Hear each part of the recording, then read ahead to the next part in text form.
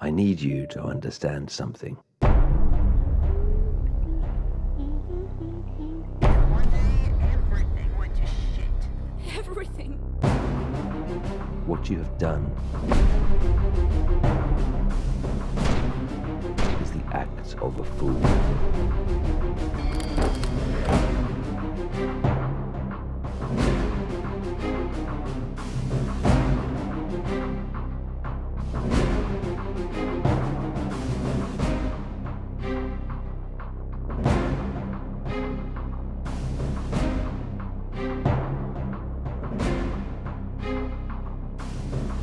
Today we face the judgment.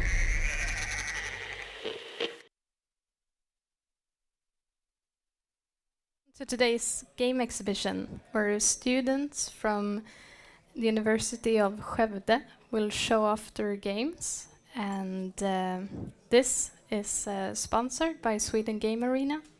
And we have partners in Gothia Science Park and the County of Skövde. And who am I? Well, my name is Eira Ekre, and I am a narrative designer, a tech journalist, and I'm an author. And I've had the pleasure to work with many people who were once students here. And it's been really exciting to see all the projects and play these games, because I know that many great projects and studios have their origins in this place.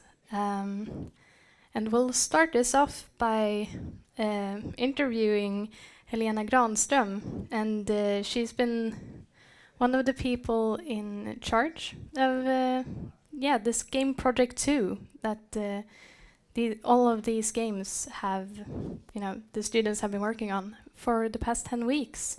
So how about you tell me about game project 2? What exactly does it entail? Well, it's a course that the second year students of the game development programs at the University of Skövde take. And it goes on for about 10 weeks, and we're in the 10th week now, which is why we're having this exhibition. And basically, it's about the students making different games. Yeah. And this year, it's 8 different student groups. And these projects, the students start out pitching the games to you, and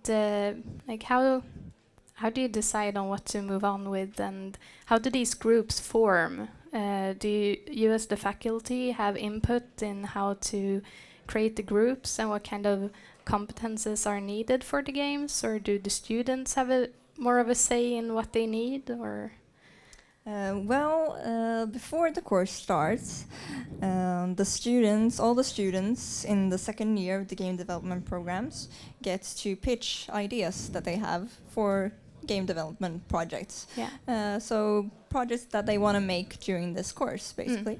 And then the other students are invited to watch these pitches, and then afterwards they get to vote on what pitch ideas they liked.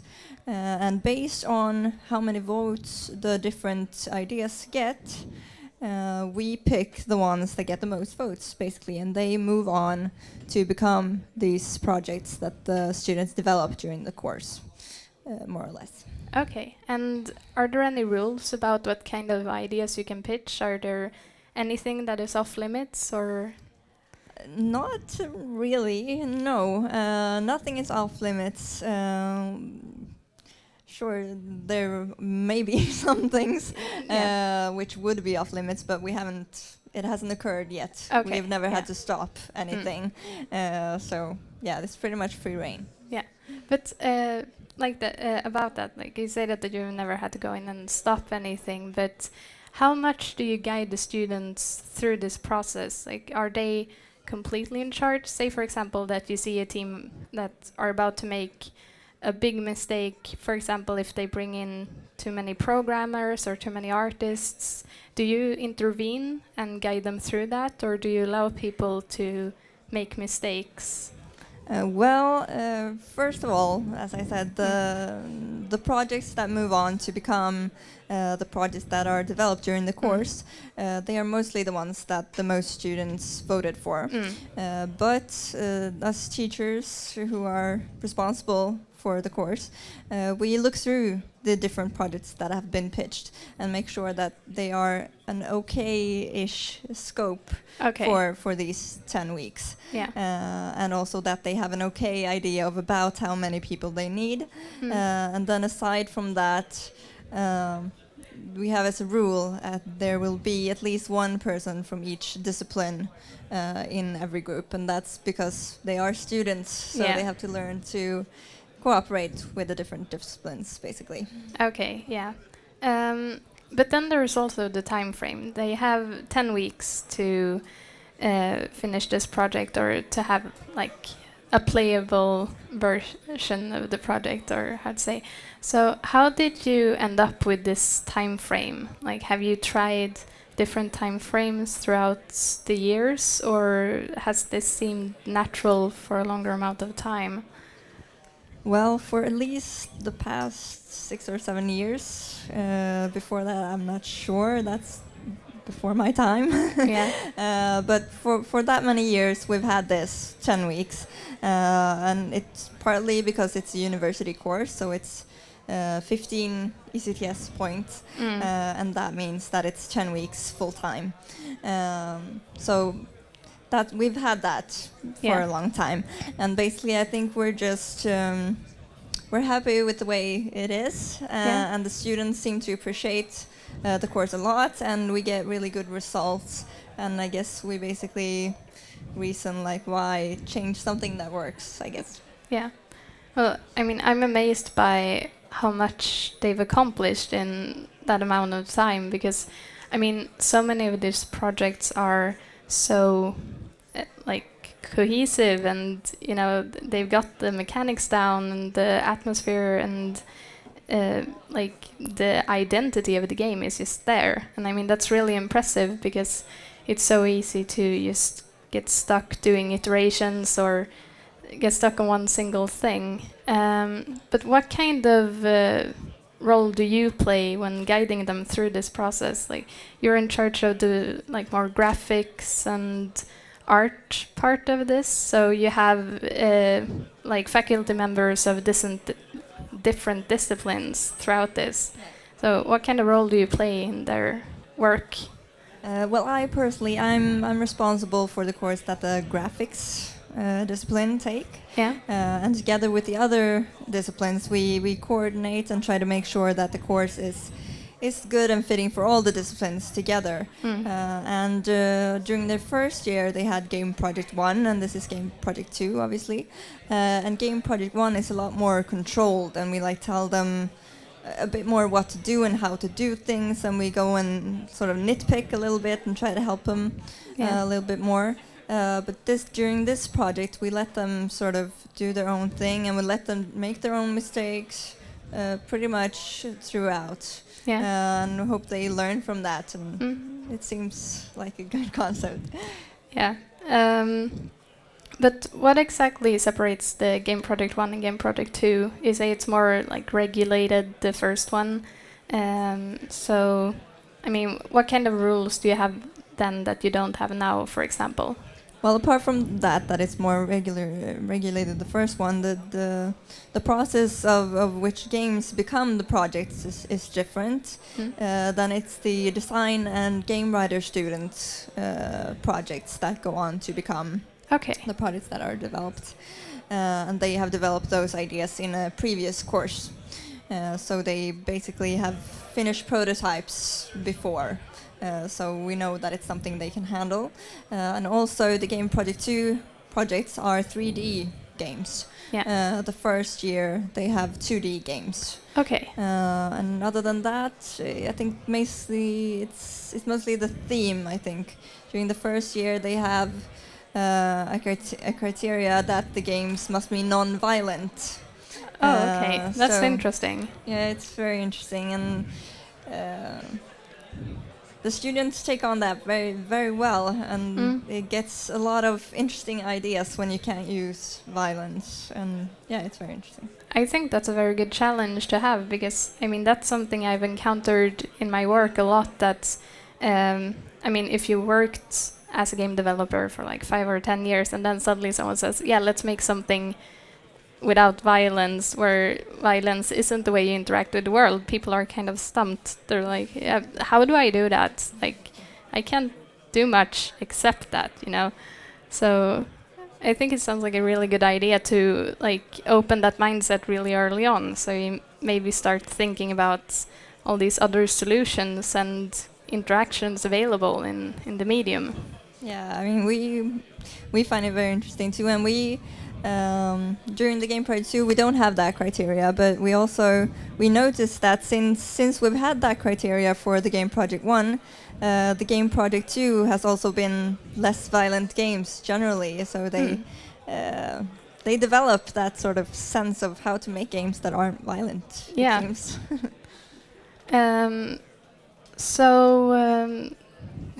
Sorry, I completely lost track of it, because I do kind of could talk about this for a really long time, because there's so many interesting aspects of it. But like, what kind of do you see based on year? What kind of themes are popular? Can you say like it corresponds with what's popular in the mainstream, or?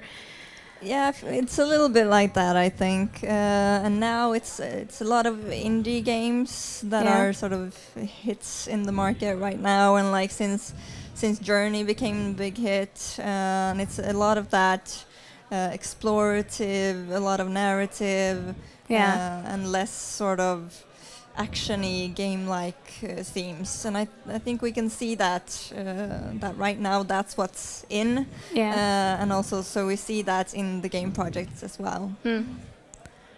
And like, what kind of with things like VR becoming a big thing, do you see that kind of interest peaking among the students as well? Yeah, I think every year when new things start to come, they start to get interested, and as we at the university are able to give them these materials, this technology, so that they can work with, then they get really interested in trying it out, and they want to see like what can we do with this. And this year, for instance, we have one project that's a virtual reality project. So. Yeah, I've seen that one. It's really interesting to see what people do with it. But the game project, so we'll start wrapping this up, actually, because we have to move on and start talking to the students. But thank you so much for talking to me. It's so interesting to hear more. Yeah. So now we'll move on to talk to the developers of Notes of Obsession, which is a claustrophobic horror game.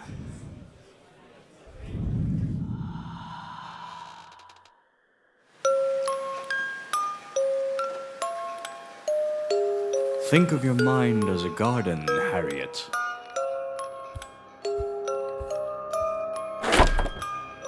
What grows in your garden?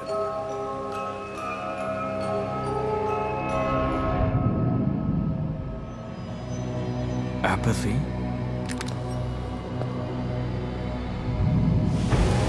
Fear?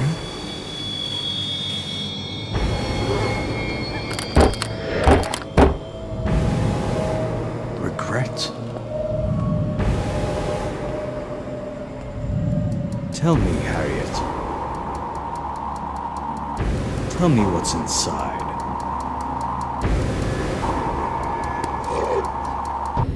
Everything.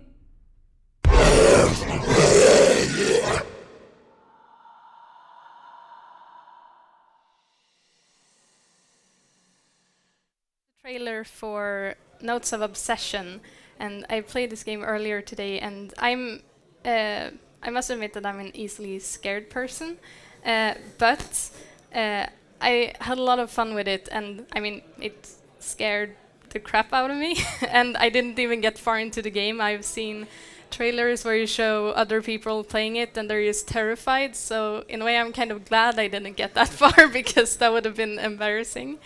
But the setting of this game is in a very ordinary, like homely house. It's it's places you've been. You can relate to it. A lot of people grew up in houses that look like this. So I mean that must have been like a very deliberate decision in how you designed this game.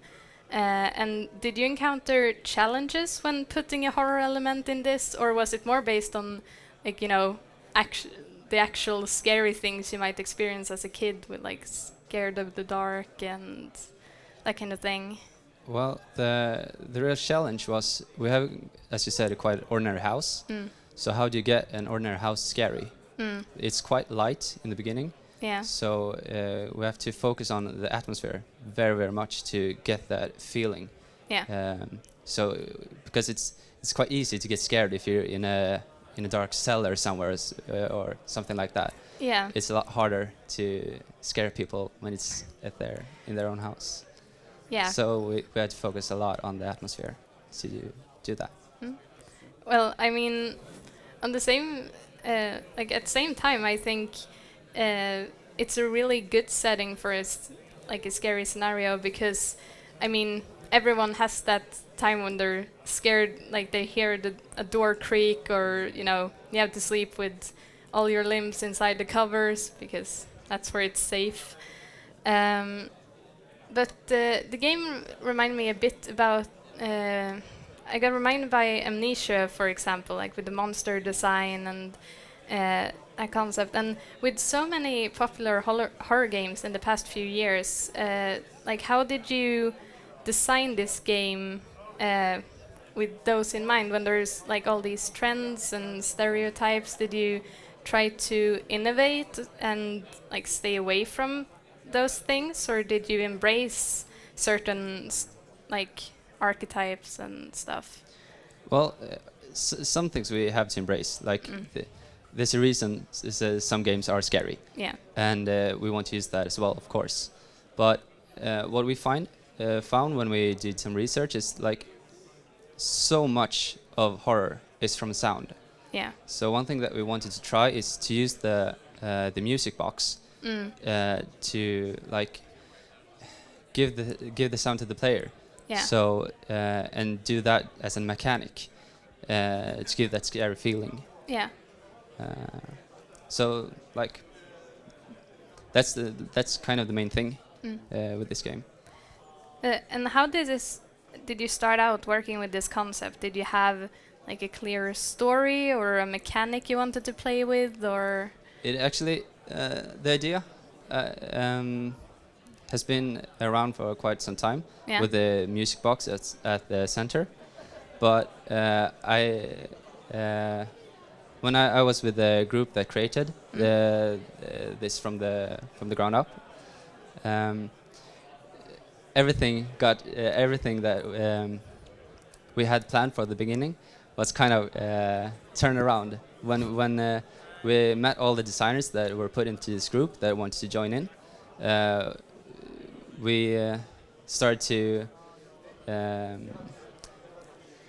believe that the mechanics that we thought from the beginning, they wouldn't work. So like we kind of crashed everything and built it from the ground up with everyone. Okay.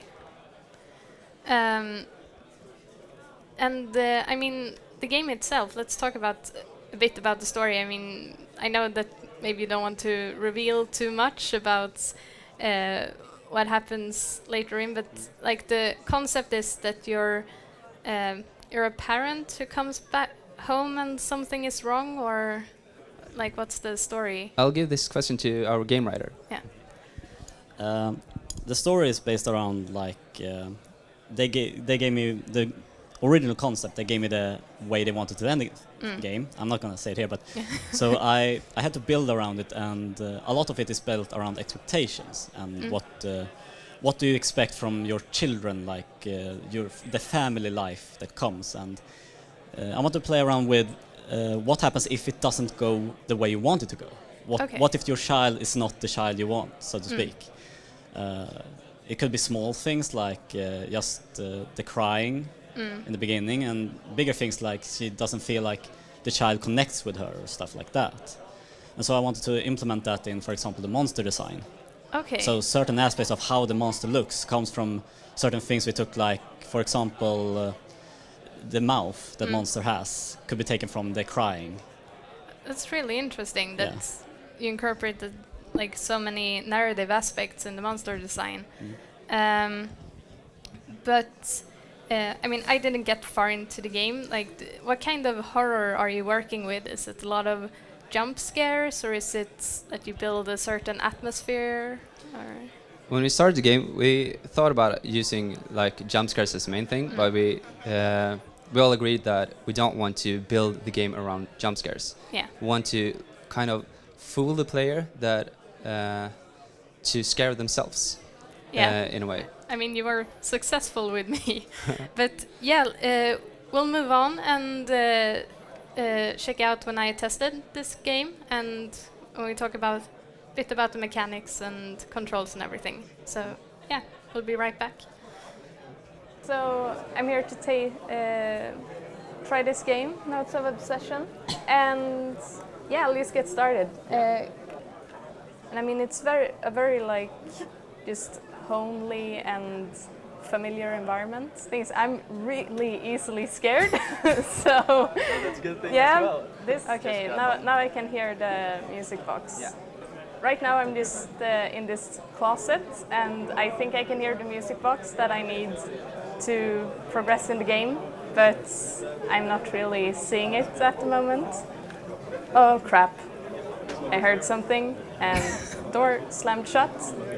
And I mean, children's room are terrifying to start with, so you want to get like a shot of me getting scared shitless, don't you? I would really, really like that. Oh shit, I heard something. God damn it. I'm just gonna stand in this corner. But I mean, it really sets, and I mean, I'm easily scared. I should start with saying that. But I think it sets a good horror mood, and just like the audio, the atmosphere of it. It's classic, kind of classic horror scenario, but you get into it really quickly, I think. Despite the fact that I'm easily scared by basically everything, I play a lot of horror games, and I think it seems really good. Yes, and that was a bit from when I played the game earlier today. What kind of sources of inspiration did you have from this? Did you look to other games, or did you look to movies, literature? Yeah, I focused I focused on the mechanics. Yeah. And my inspiration was a game called Quantum Conundrum. Okay. Which is not a horror game at all. Mm-hmm. It's like you take you change the surroundings, and like that started to me. So I started to think, how can I change the surroundings, and that led to another thing, and led to another thing, and that led to the mechanics we have today. Okay. Yeah. Other games, like popular newer horror games like PT, of course, have been a big inspiration for this game. Yeah. Like they've taken cues from how to build up the house, like with turns and stuff, like you can't see past the wall. Yeah. And similar things have gone in, and of course Amnesia, as you've already said, is another game we've taken inspiration from. Yeah. But we also looked at, for example, games like Outlast, and tried to avoid traps like writing a lot of text notes like you can find here and there. We have tried to avoid stuff like that. Okay. Yeah. And we also, for the looks of the game, we had inspiration of Layers of Fear, a horror game that's great from an indie studio. And we wanted to kind of look like that, but in our own style. Okay. But I'm sorry. I just there's so many things I want to talk about, and we're running out of time.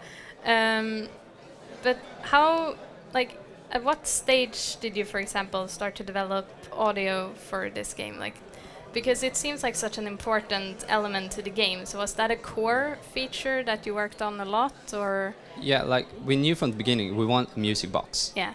So that. So, I mean, that had to sound nice. Yeah. Yeah. And our musicians actually built a music box in game. Oh. So, like when we play a sound, that's not a song that's playing. It's like programmable cue, kind That's of. really cool. So we can build whatever song we want with that music box sound. Mm. And yeah, I think it's really cool actually. Yeah. Did you have something to say? Or? Oh, okay. But yeah, and the monster. I mean, I never got the pleasure of actually seeing the monster. I just saw a shadow in a corner or something. But so I guess I can ask this without you having to spoil too much. And is that like, do you actually see the monster through the game, like that you actually confront it and stuff? Yes. Yeah. So, what kind of thoughts did you go through when you designed that? Because, I mean, that's always a big challenge when working with horror games. Like, do you show the monster and building the tension around that question? So, what were your approach to that? Well, we wanted to be very, very careful Yeah. about how much we want to show the monster. As you said, we don't want to show the monsters too much because then no one will be afraid of it. Yeah. And like we want the monster to have a dynamic. We are using the music box, Yeah. so the monster can hear you, but you need to use the music box to progress. Yeah. So that's a dynamic that we want the player to use and like play the music box sometimes, but sometimes you have to hide the music box and be quiet for a while. So that's kind of the like main thing in the game, that you have to use the music box to progress, but it also draws the attention of the monster. Yeah. What kind of game loop do you have? Like, say that you encounter the monster, does it kill you? Do you have a game over screen and you restart, or? At the present, we have you don't get a game over or anything. Okay. You if you fail, you'll wake up in the couch in the living room, and a TV will be put on, and that's like a mark that you couldn't finish this game without being killed or Okay. not killed, but Because that's one of the things I always think is interesting with horror games, like how you, like, do you punish the player for, not finishing stuff? And yeah, right now the only punish we have is, as I said, Yeah. with the TV that displays you couldn't finish the game without losing to the monster. yeah. Do you have something to say, or? We thought a lot about how not to make the game irritating for the player as well. Yeah. Like punishing too much would be like, okay, so they got taken there, but then they had to redo something. That was something we wanted to avoid. Yeah. And that's like one of the things about the whole design has been not to irritate the player. Yeah. Is just focus on the scare. Yeah, and I mean, when you work with a game where there is such a focus on building tension, I mean, it's always such a challenge to not break that tension or to have something like too immersion breaking happen.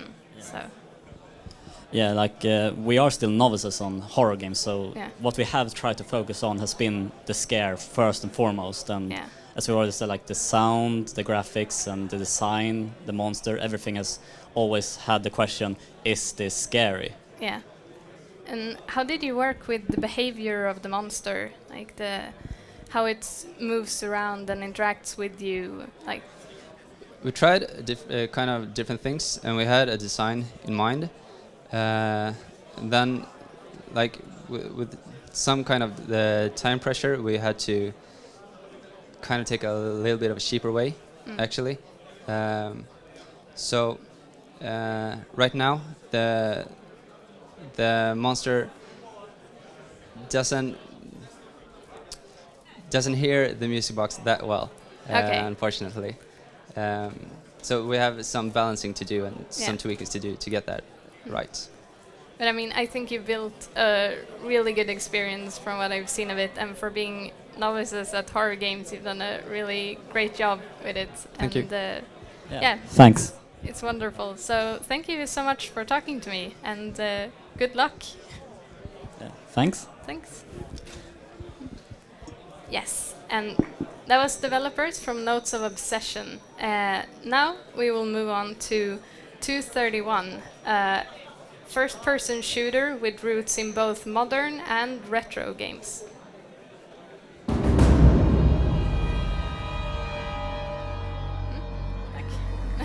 I don't know what happened to this place. Suddenly, one day, everything went to shit. We have opened the gates to hell. Today we face the judgment. It is death knocking at our door, with the monsters of the underworld by his side. He has come to claim this world and the souls of those who still remain.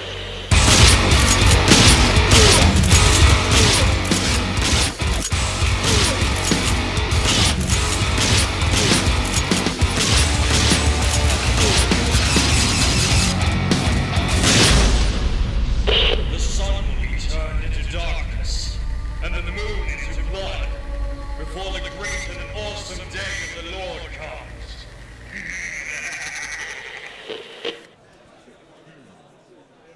Yes, and now we're back with two developers from 231.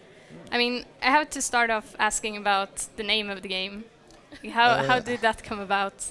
It's somewhat strange naming, I know. It's actually from a Bible verse, Joel.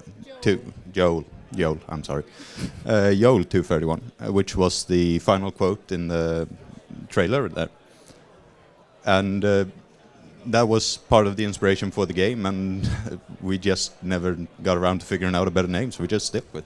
Okay, that's really cool. It's nice to have that kind of backstory for it.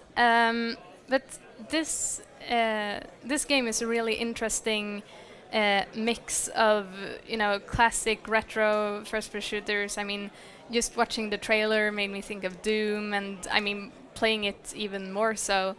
But there's also been a lot of talk about modern influences, and I mean I didn't get that far into the game. So can you tell me a bit more about your modern influences and what kind of games you had as reference for that?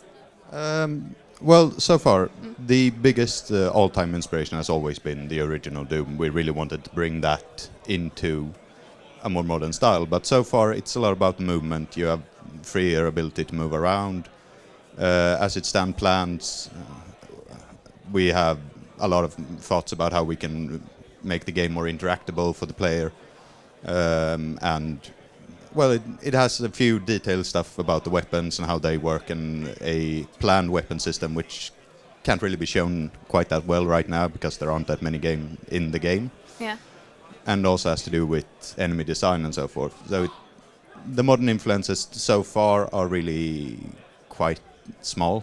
Okay. It has more to do with the looks of the game. Yeah.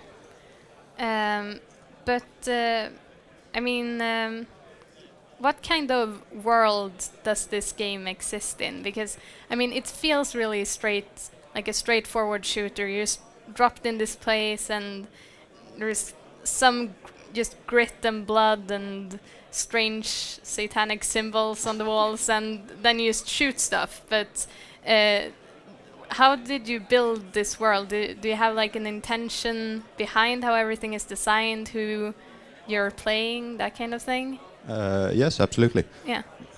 As the inspiration was always older games, we wanted to keep the story within the game quite minimal, so we didn't want a lot of cutscenes or anything like that. But yeah, there is some thoughts about the story, and I'm gonna hand that over because she wrote it. Okay. Yeah, so we basically have it's set in the near future where the world has just gone to shit, basically. Yeah. All the water on planet Earth is tainted, so we have to take water from other places in the universe, and the closest ones are in our solar system. So it's placed on a base on the moon of Triton. That's a moon of Neptune. Yeah. And it takes a long time to get to this place. But they break ice and like ship the water back to Earth and so on. So they just do that, and a distress call is received from this place, and you as the player have to go there to find out what's happened and deal with the problem, basically. Okay.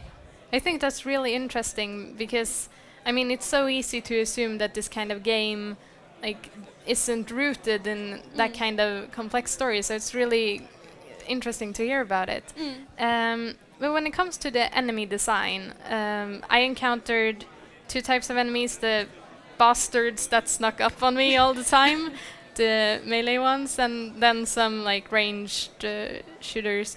How do they fit into the world? Like, what were the story behind them? Do they have a story? Yeah, they have. We have the melee enemy, who is, we call it an imp. Yeah. So it's the story is very, even though it doesn't sound like it, we have Lovecraftian elements into it. Okay. We haven't been able to implement that yet because of the time frame. Yeah. But we have very much Lovecraftian nature to it. And they are a bit inspired by that.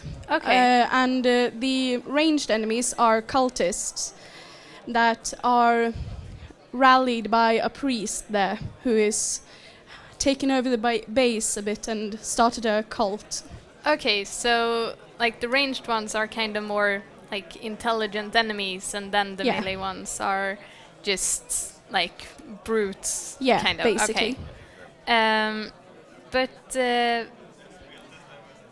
like how did you think when designing like the AI for these enemies, like how they interact with the player and the kind of challenges what kind of challenges did you want to create for the player when traversing this world? Well, we always wanted a very free-form combat system. Yeah. So the enemy design would always have to reflect that. We couldn't have enemies that hid and made you fire from them at afar. It's very up and close and personal. Yeah. And we also wanted all the enemies to be they should have patterns that the player can learn and therefore handle them very easily on their own. But then in combination with other enemies, the combat should be difficult. Yeah. But let's take a look at when I tested the game so we can see a bit how it is, and yeah. Okay, so I'm here with to test the game. It's called 231. Is there anywhere special you want me to go, or? No, it's mainly bringing the inspiration from older games. It's very open space. You move about. Well, yeah, I'm just dropped into this environment. It's, I mean, I think it's interesting because it has a sense of more like modern games, like a bit Dead Space, a bit Mass Effect, but then there are like these details that feels a bit more Doom, like all these satanic symbols and stuff. It's really reminiscent of Doom. Yeah, the music is feels very Doom inspired with the metal and stuff. Yeah. Whoa, shit! Whoa, shit! They really sneak up on you. Yeah. Like, oh my god. Yeah. Well, yeah, so this was a really exciting FPS game with like a really retro sense in like music and some of the themes, and yeah, it was really exciting, and I want to try it again to see if I can get further. So that's really what we're hoping for, so that's great. Thank you for showing me. Thank you for being shown. Okay.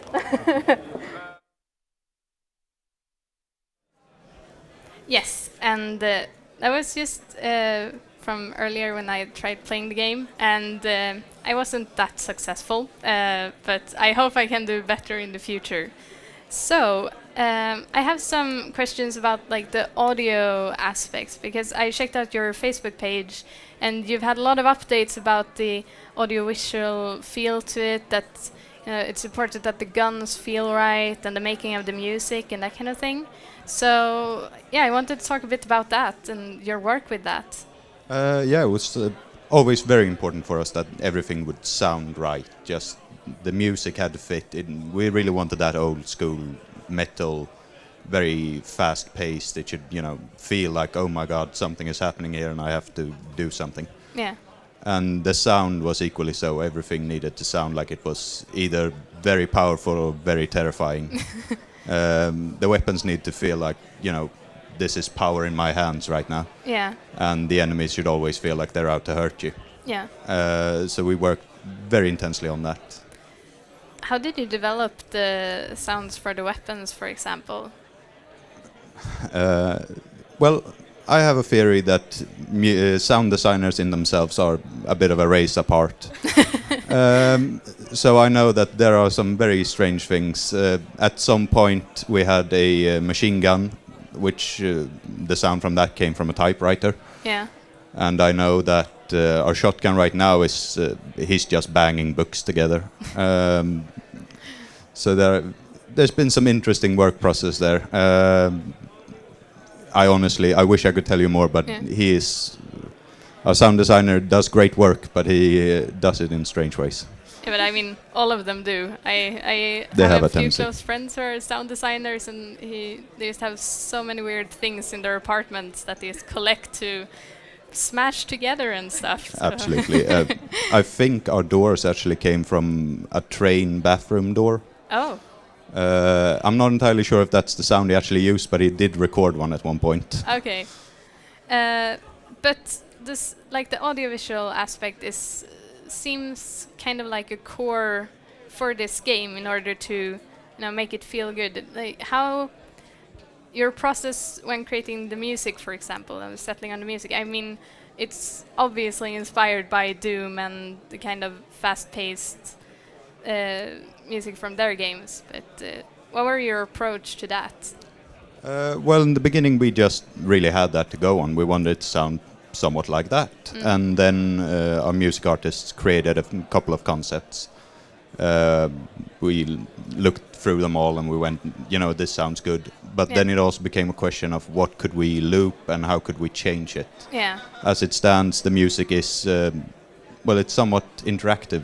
So when you face several enemies at once, it changes, becomes more intense. When you don't face any enemies for some time, it becomes a little bit more quiet and withdrawn. And then at some points in the level, it just shuts down because we felt we wanted to be quiet right now. That's really interesting. And I mean, I think that's a really cool aspiration to have the game be so responsive to what the player does. And I mean, it makes you feel more immersed in the world. But like when the levels themselves, how did they come about, and like how did you represent this like really intricate setting that you actually have? It's a good question. In the beginning, we just started drawing all kinds of levels, just seeing what we could put out and what we thought, this could be a cool feature to have. We always wanted to be somewhat non-linear and not very clear to the player, go here, do that. It's very much, you walk around and you find, well, this is obviously a locked door and I would like to go in there. Yeah. Better run off and find a key. But as soon as we had a couple of concepts, we immediately built those levels and then tried them out and saw this works and this, features the kind of gameplay we want. And we took those best parts from all the levels we had concepted and then put it together into a more common layout. The story so far is a little bit difficult to implement. Right now it's implemented mainly through sound. We have several speeches that play at certain levels and a lot of posters and symbols and so on that shows a little bit what's going on. But other than that, we didn't really have the time to build all of the assets we would need to really represent what's going on in the base and so on. So it's a little bit of a mix between this may be a warehouse, this may be a loading bay, or, could be something else entirely. I mean, I had a lot of fun playing it, and thank you so much for talking to me. It's been really great to just hear like all the backstory and how you created this great like game with great feeling to it. So thank you. Thank you. Yes, and that was devs from 231, slightly retro, slightly modern FPS. Now we will move on to Freudian Freefall, an interesting VR experience with that centers on themes of psychology and philosophy.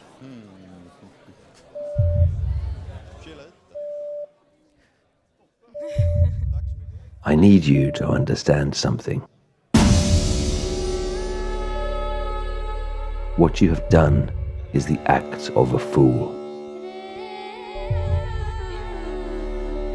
For you to become a man, the internal barriers must be broken. Unexpressed emotions will never die. They are buried alive and will come forth later in uglier ways.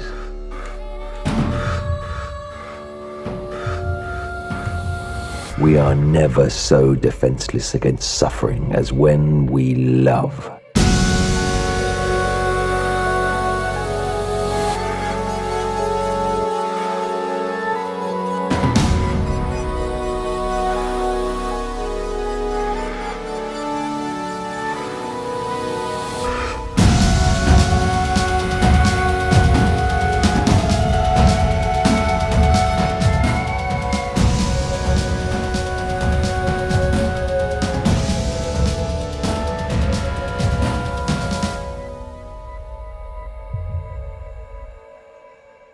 One day, in retrospect, the years of struggle will strike you as the most beautiful.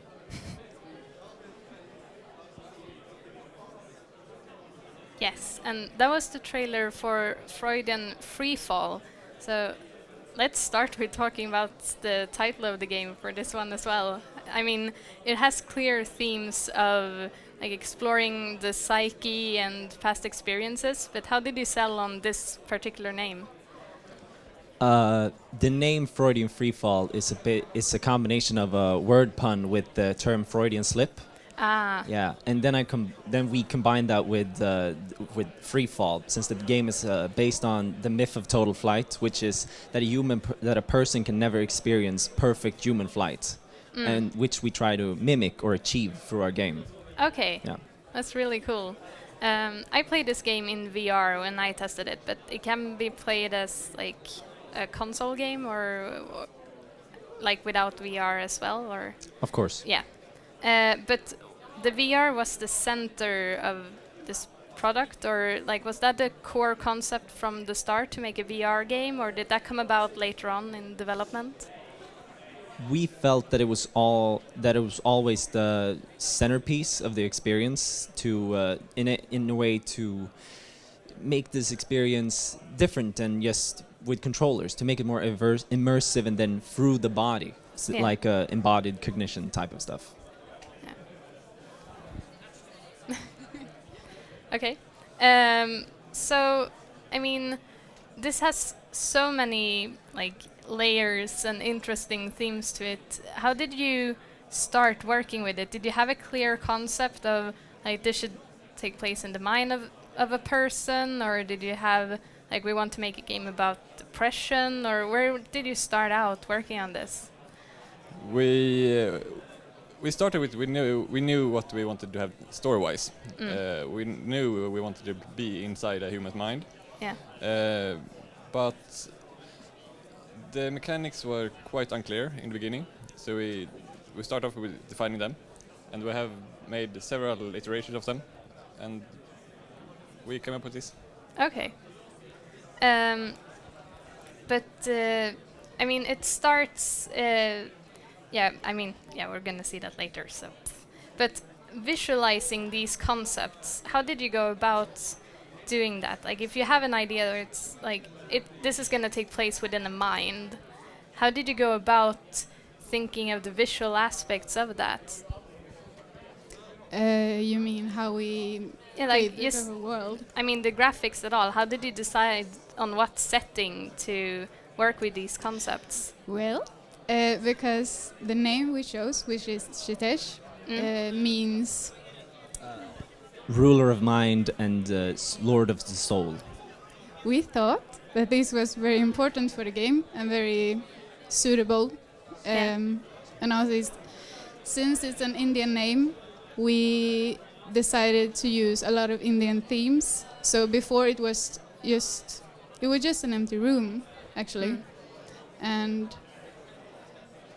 well, we're supposed to work on this in 10 weeks, so all the graphical artists, if we just made an empty room, we wouldn't have much to do. So we simply made it a little more fun. Yeah, because now it has this kind of, it's kind of like a labyrinth, kind of like a temple setting. Like it has a lot of abstract art and visualization of memories in it. Like, how did you settle on these like moments in this person's life to, to center the story on and to show in this like temple setting? How do you mean? Like, how did you decide, for example, you go around the temple and you see all these murals on the walls, for example, like how do they correspond to the memories, and how did you decide on, putting them on display? They do. I'm not sure if all of the memories have a wall painting, but for example, Ganesha has the symbol of, what is it? It's butterfly? The butterfly, apparently. Yeah. For example, one of the murals that you saw is the story of how Shiva created the god Ganesh. Yeah. And the end of that, you get to see the memory of, which has a core that is a butterfly, which represents transformation. And the story of how Ganesha comes about is essentially about how a relationship that already worked transforms into something else that is still beautiful and in another way. Yeah. Okay. And also the murals often show some part of Shitesh, such as there's one part that you can see in the trailer with a woman and a lot of hands coming down, which is connected to his life. Okay. And his memories.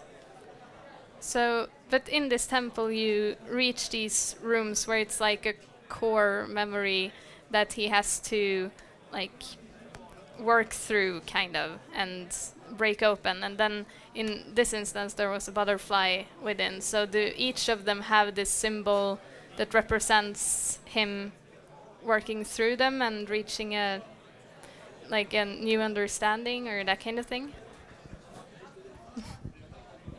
Throughout the game, you get to experience different parts from Chiches's life. And while doing that, you get to experience how they actually were, and then at the end of the game, he puts all the pieces together as in a sort of prologue where he kind of treats himself through psychology, and with the help of that, reaches a new equilibrium in his life. Okay. Well, we'll take a look at when I played this game earlier today, and then we'll come back with some more questions. So you start with this, just abstract colors. So in this game, if you put the joystick forward, you'll start moving in that direction that you're looking. Okay. The left joystick. It feels really good. I mean, it takes some time to get used to the controls because, I have played quite a bit of VR, but not one that plays with the movement concept this much. So how do you pace it? You separate these audiophile places enough that you can't trigger several at the same time or something. We have tried placing them so that the player can only hear one at a time. But at the same time, it doesn't feel like the kind of game where that's your first thought. It's quite, thoughtful, and so I wouldn't feel inclined to try to move around as quickly as possible, Exactly. It has this quite serene feel to it. you're happy. Yeah. Okay. But I think this is a really cool game, and I mean, I really enjoy what you've done with how you move in the world, and it feels, unique compared to a lot of other VR games I've played this far. Thank you so much for showing me. It looks great. Yeah, thanks. So you start with... Yes, and that was from earlier today when I played Freudian Freefall. I mean, one thing that really stood out to me was the way you handle controls in VR. How did they come about, the way you move around in the world? The controls of the player was one of the major things we worked on, and we wanted them to feel like you actually flew. At the beginning we had not these good controls. In the beginning it felt like I flew a plane, but we tested it a lot, and with some solutions we came up with, it felt best when you control your steering with your head, and it was also the best way to minimize simulation sickness. Yeah. Yeah, I think that's really interesting because I've played a lot of VR games, and I mean, first of all, there's the sickness issue, but a lot of them don't really incorporate movement in the way that you've done, and I found that really interesting. It took a little bit to get used to it, but once you did, you could just move about the world with ease, and I mean, it ties together with the theme really well too. So, I mean, how do you combine all these things? Like, you say that the movement, for example, started out as a core idea. Did that also already tie into the psychological aspects at the beginning, or did those two marry later on during development? It was a big dissonance between the two in the beginning. Okay. And then we came up with we wanted it to feel better, to make it feel like that you actually flew. Yeah. And but there was a dissonance, like, with the narrative aspects of the game and the mechanic aspects of the game. Like, in what way?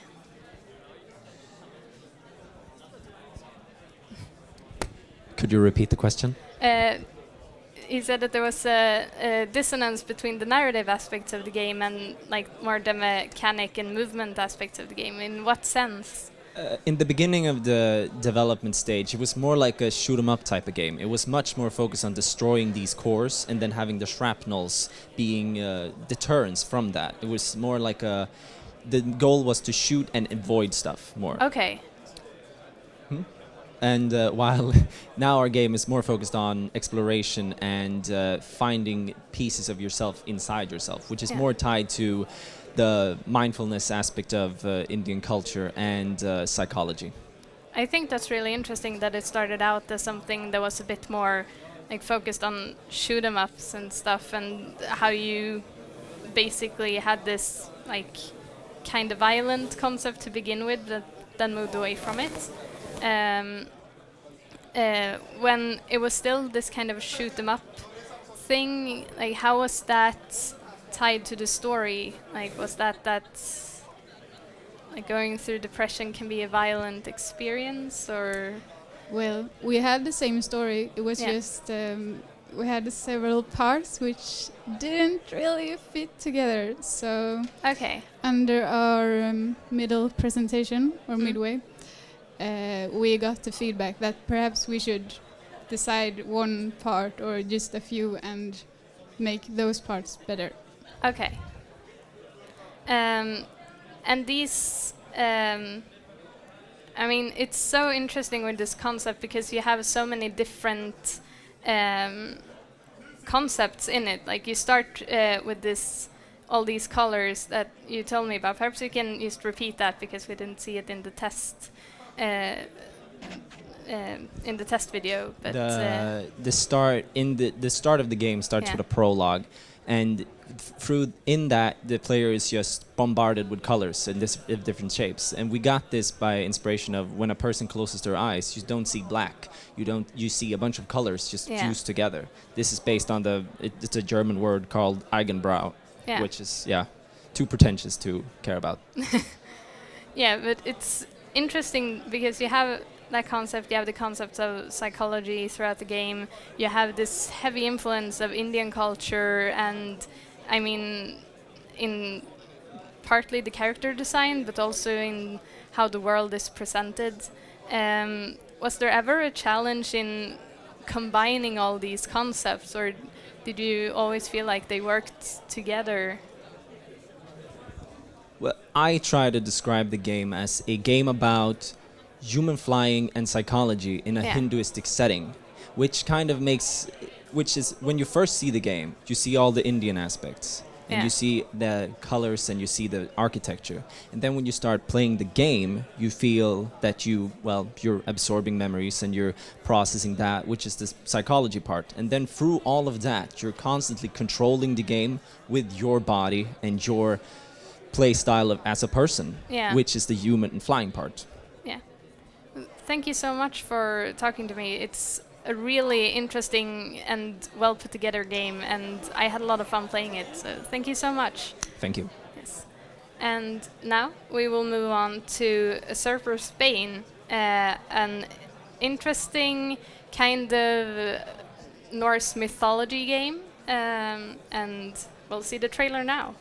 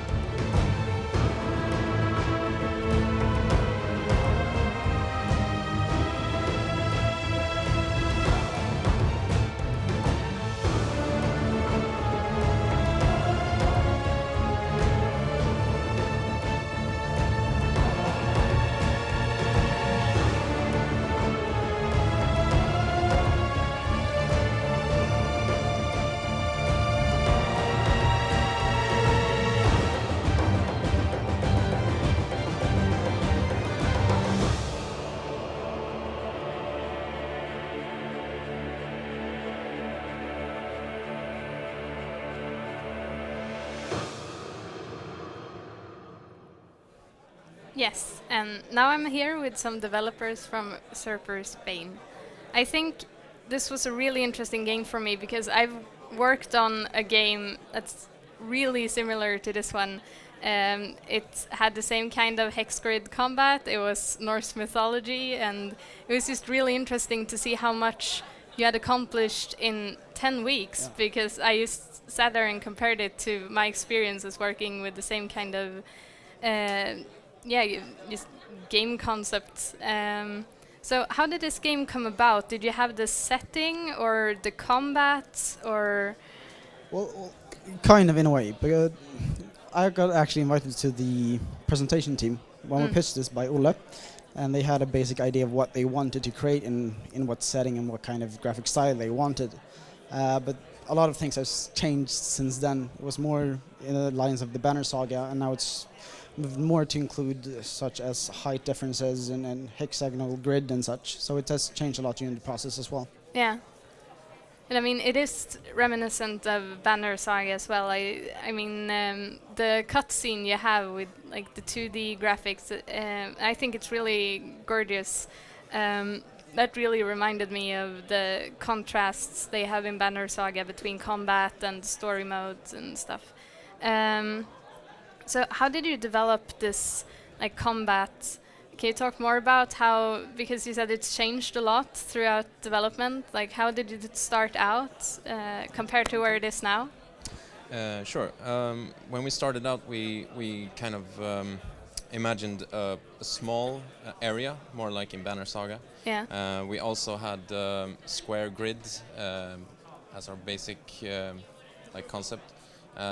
Then during the process, we realized we wanted to go for bigger maps and more complex grid and more like different abilities and stuff like that. So that's basically how it evolved, and also more towards like a bit more realistic graphics and stuff like that. Okay. So like you developed the skills after a while as well. That wasn't part of the combat design from the beginning, or? We did have the idea to have different skills and abilities, but we didn't. We just had rough ideas about it, and along the way we kind of fleshed it out and created the details around that system. So the art style changed quite a bit as well. Like how did it start out versus where it is now? The first thing we did was to come up with concepts, and by that stage we haven't really decided the concept, the graphic style itself. So that came kind of later on. But I think we kind of stuck with the Banner Saga intro, and then we changed it up to a little more realistic graphic style in the in-game to have it more differentiate themselves from the game or the cutscenes. Yeah. And how did you come up with this character that you have, the main character and her story? Well, well, in the beginning we had to do two game writers who had a very different idea of what the characters should be like during the story. It should be a more gray kind of personality. There's nothing right or wrong, it's just a grayscale. Yeah. And they wanted to create a character which was a little bit older than the usual, young adventurer as well. So it's kind of evolved from there, and then we've changed it a lot during the entire process, especially the abilities and the class functionality on the battlefield and such. So it's been an iterative process during this whole project as well.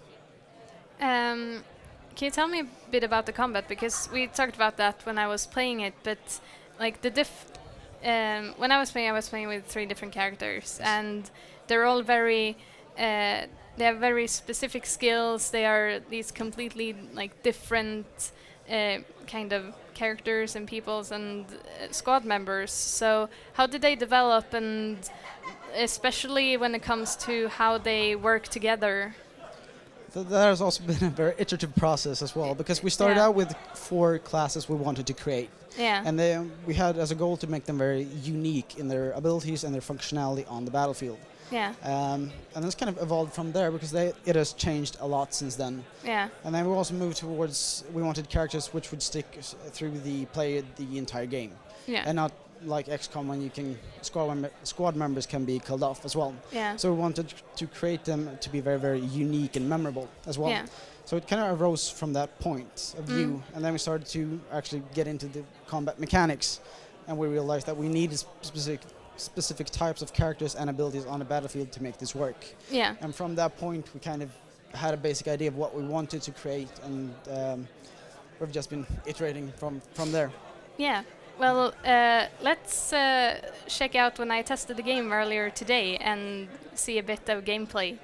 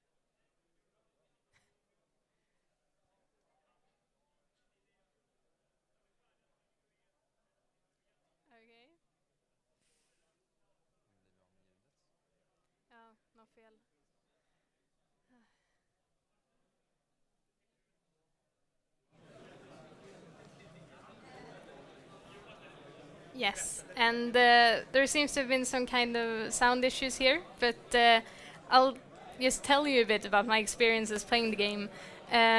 So they have this hex grid combat, and you have, like we talked about before, you have this squad of warriors, and they all have very specific abilities, and they also have they share this like action points basically. Yeah, so they have a combined action point pool. That's so you make your move and then the enemy makes their move. I think you mentioned when we played that they have there these differences in like where you place, for example, archers. If they stand on high ground, that's favorable for them.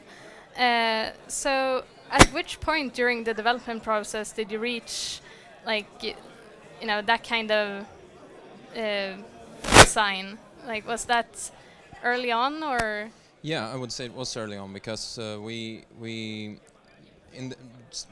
directly from the start we knew that we were going to make the game in 3D. Yeah. And since we were inspired by the Banner Saga, we thought like, how can we differentiate from that? So we decided early on to make it to make use of the 3D space. So Yeah. that was like a natural choice to make, for example, an archer's range longer if it's on higher ground. Yeah. And stuff like that. So it was an early choice. Yeah. And also, I think it's the Jarl that has this ability that shares the name of the game. You told me in the clip about how that came about, but can you tell me now?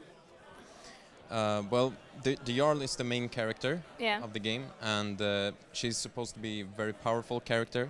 Yeah. And every character has one ability that is stronger than the other abilities. Yeah. And this is supposed to be like the strongest ability in the entire game. Yeah. And we thought, since the story in the game is about killing a usurper that has usurped the Jarl's throne, Yeah. we thought that it would be a cool idea to have this special ability be like the final blow on the final boss, so to speak. So therefore we named it like the game, Usurper's Bane. That's a really fun backstory to it. And I mean, can you just tell me a bit more about like the combat and the environment? Because it's not only that high ground is favorable for range, like just the other kind of details you have in combat. Sure. We do have like stuff like objects that blocks your vision, and that's one thing. We have trees and stuff. So if you walk into the forest, for example, you might not see a character due to the fog of war or an enemy due to the fog of war, because it might be standing behind a tree or something. So then when you walk to the front, suddenly it comes from the side, and that's like one of the ways we wanted to make our level to have different parts of it. So different parts could have different experiences and different tactics and so on. Yeah. So the entire game is this like grid-based world. Then it's not that you enter combat and leave it, but you rather traverse through it all the time. Or yeah, that's correct. Yeah. That was also a choice that we had to make due to our time constraints. Yeah. So we really wanted to make some kind of hub place between the battles where you could manage your party and equip them and so on. But that is for a later stage, maybe. Yeah. So now we've got sound back online, so we're gonna check out the gameplay again. This is an interesting art style with the 2D. Did you decide to do all the story elements in this kind of style? This is kind of what we wanted. We didn't have the time to actually do anything more than the intro cutscene. Okay. This is the style we wanted to use. Yeah, so that's the loot I'm gonna try to get. Yeah. Do you have any limit to how long she can go? Yes, you have the action points up here. Ah, right. So depending on where you hover it, you will see how many action points it will take to go nice. there. Yeah. And you can spread it out over the entire team. So I'm just moving ahead with my band of Vikings or Raiders. I think it's a really interesting concept, and it's so well developed. Like, you put thought into, like, I mean, how, for example, just that range is that it affects their abilities if they stay on higher ground or low ground.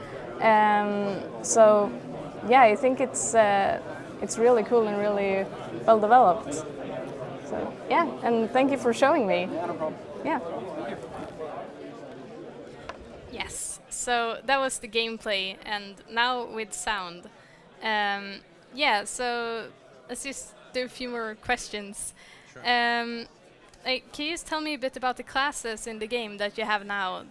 Is the names of them and their general identity, or? At the moment, we have 3 classes. The Jarl, which is kind of a melee DPS kind of character. She can dash out a lot of damage and also keep the enemy from attacking the other characters in your party. Then we have the Druid, which is kind of a support character. You use her especially to immobilize other enemies on the battlefield and also to heal your party. And then we have the Huntsman, which acts sort of like a scout and DPS character as well. Okay. Depending on where you put him. Yeah. So, I mean, it seems like you've put a lot of work into just giving these characters skills that will, so that they can work together, and I mean, so that having a team of them makes sense, so to speak. That they, I can't find the word in English right now. So, but yeah, and. How big is the world right now? How far do you get into this story of revenge? At this point, we only had time to do 1 cutscene, which is the intro cutscene, and the 1 level, but it's a very, very large level at that. So it takes about maybe 45 minutes to an hour to complete at this point. Yeah. But we have all the materials to keep working if we want to at this point. Cool. I had a lot of fun playing it, and I think it's a really well executed design. Thank you so much for talking to me. Yeah, thank you. Thanks a lot. Yeah. And now we will move on to Old World, and the trailer is right up.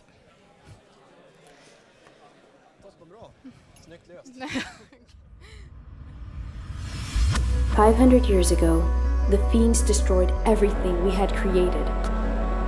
The military organized mass evacuations.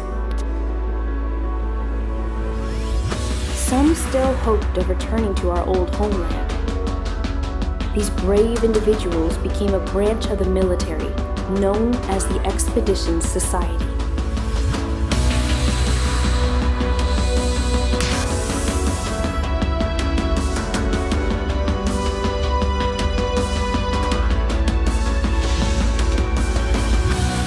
Before my grandmother died, she spent her whole life journeying to the old world to find out why and how our civilization came apart. That is why I joined.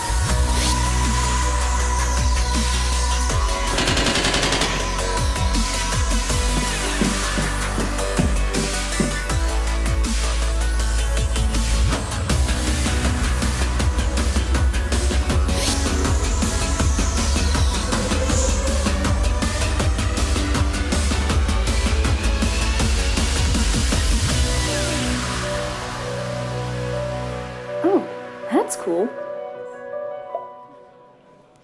Yes, and I'm here with the developers from Old World. This game starts out with quite a long narration and cutscene that establishes the world, but it's also a puzzle game and a platformer. What kind of concept did you start out with? Did you have a narrative vision, or did you want to make a platform game, a puzzle game? What was the start of it?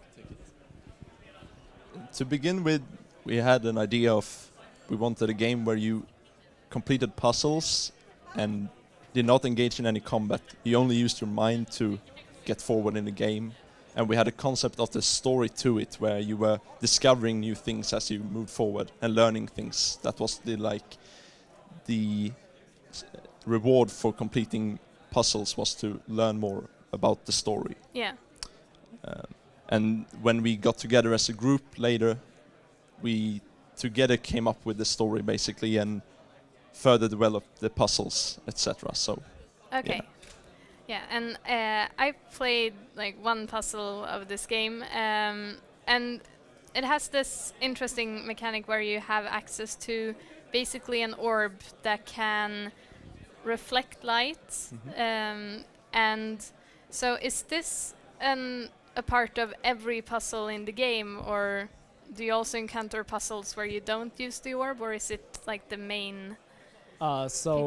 The main idea about it was that we want to use the concept, which was a broken down facility, and it was a specific part where there was a hole in the ceiling, and we thought if there's a hole, there's probably light coming through it. There will be a god ray, and we can use that for the puzzles. Yeah. So the puzzles are very much focused around the usage of this orb and this redirection of light. Yeah.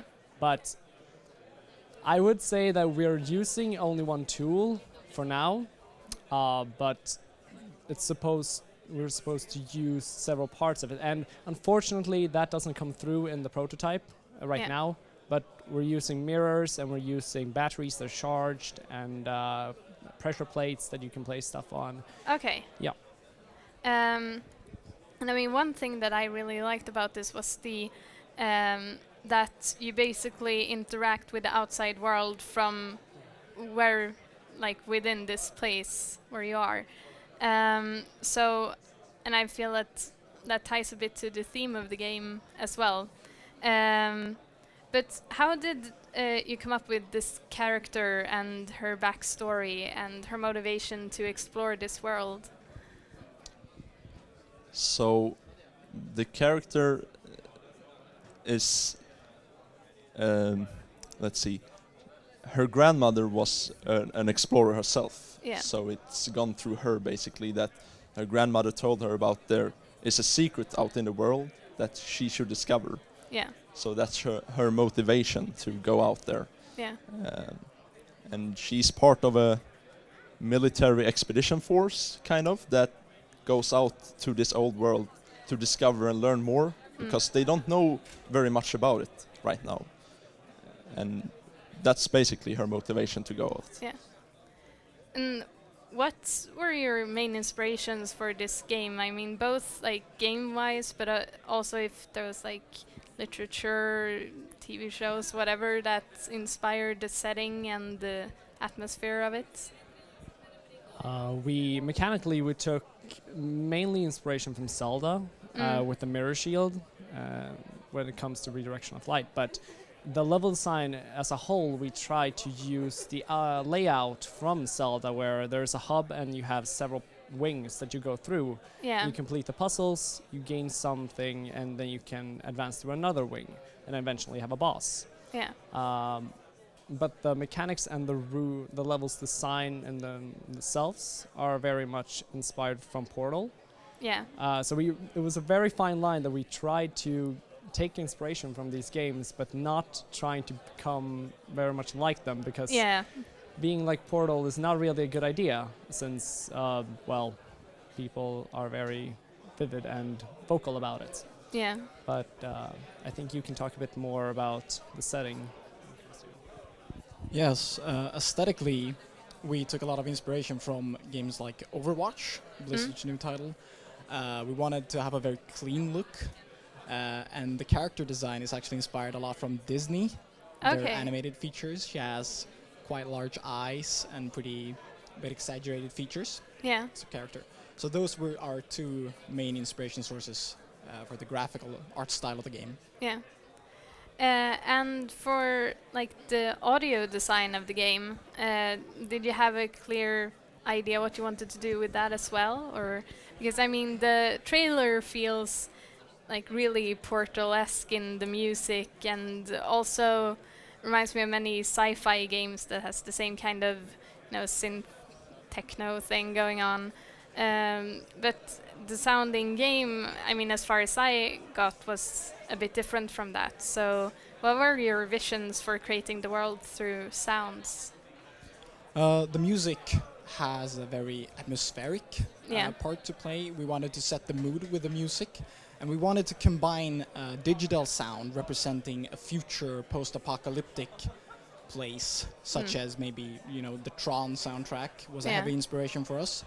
And we wanted to combine that with organic sounds and acoustic instruments representing, you know, nature coming back to reclaim this place that has been abandoned.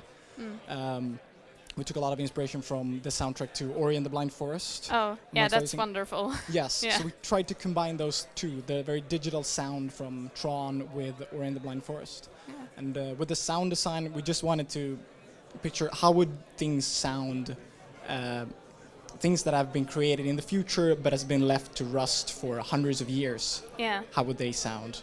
Yeah, that's an interesting challenge. But yeah, we'll watch a short clip of when I'm trying out the game. Yeah, so there's this intro cutscene. It sets the story and the narrative.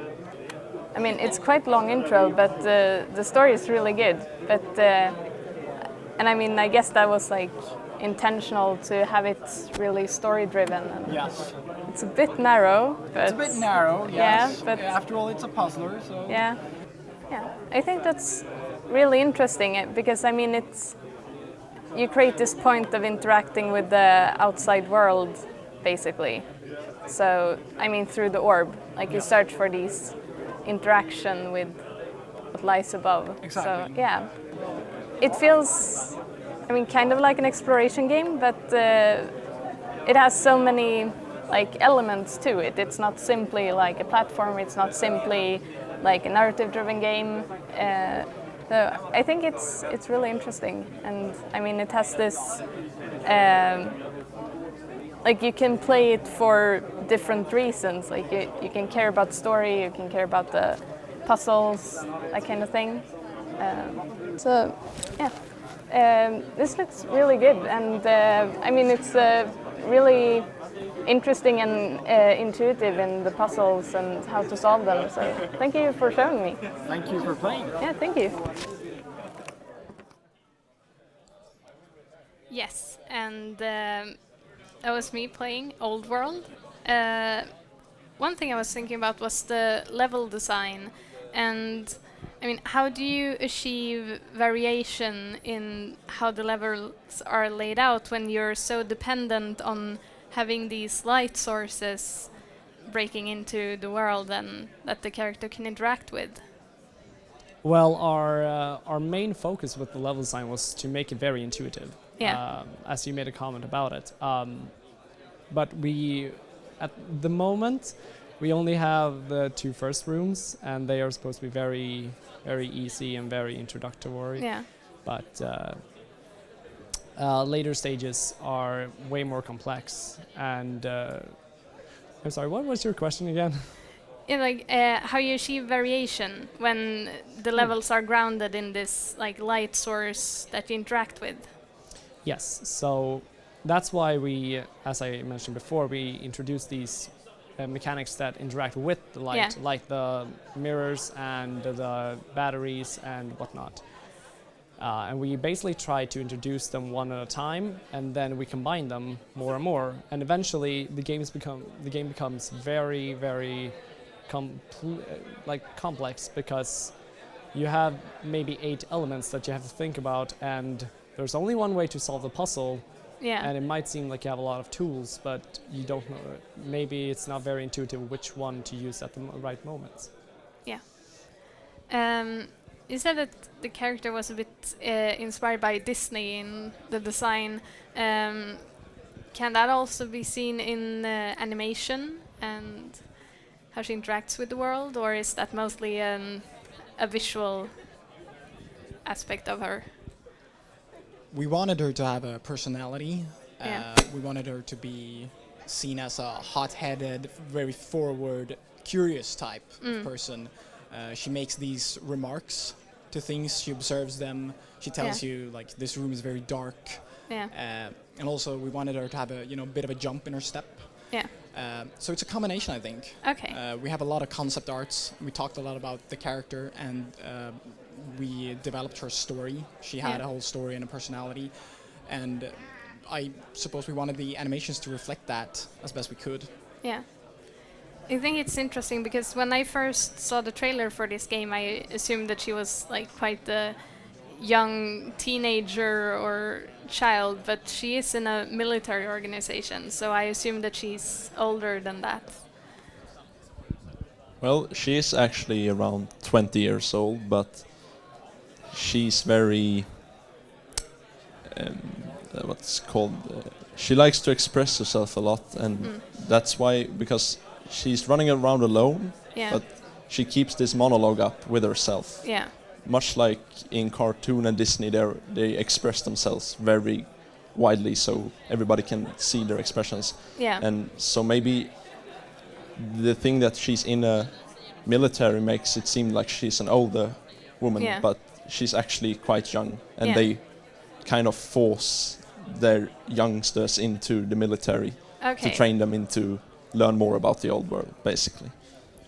Actually, the story with having this like military organization that goes out and explores, that really reminded me of Attack on Titan, and made me wonder about like your inspirations for the story. So was that a source of inspiration, or is it just a happenstance? No, it is an inspiration, yes. Yeah. Glad you noticed. Yeah. We actually talked about having different disciplines within the military, much Yeah. like they do in Attack on Titan. They have the police force and stuff. Yeah. And we also talked about having these different disciplines, where Yeah. one of them were those who go out and explore. So Yeah. it's a lot inspiration taken from that series. Yeah, and I mean the story, because in this opening cinematic or like narration you have to the game, they mention,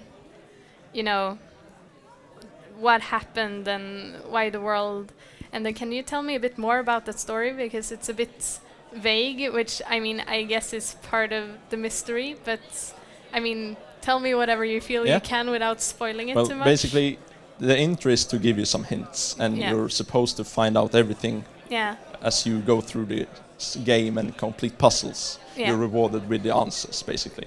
But in short, the story is that humans created something that they were not supposed to create, and this became a threat to them, so we had to evacuate our planet, basically, and everybody evacuated to the poles, the North and the South Pole.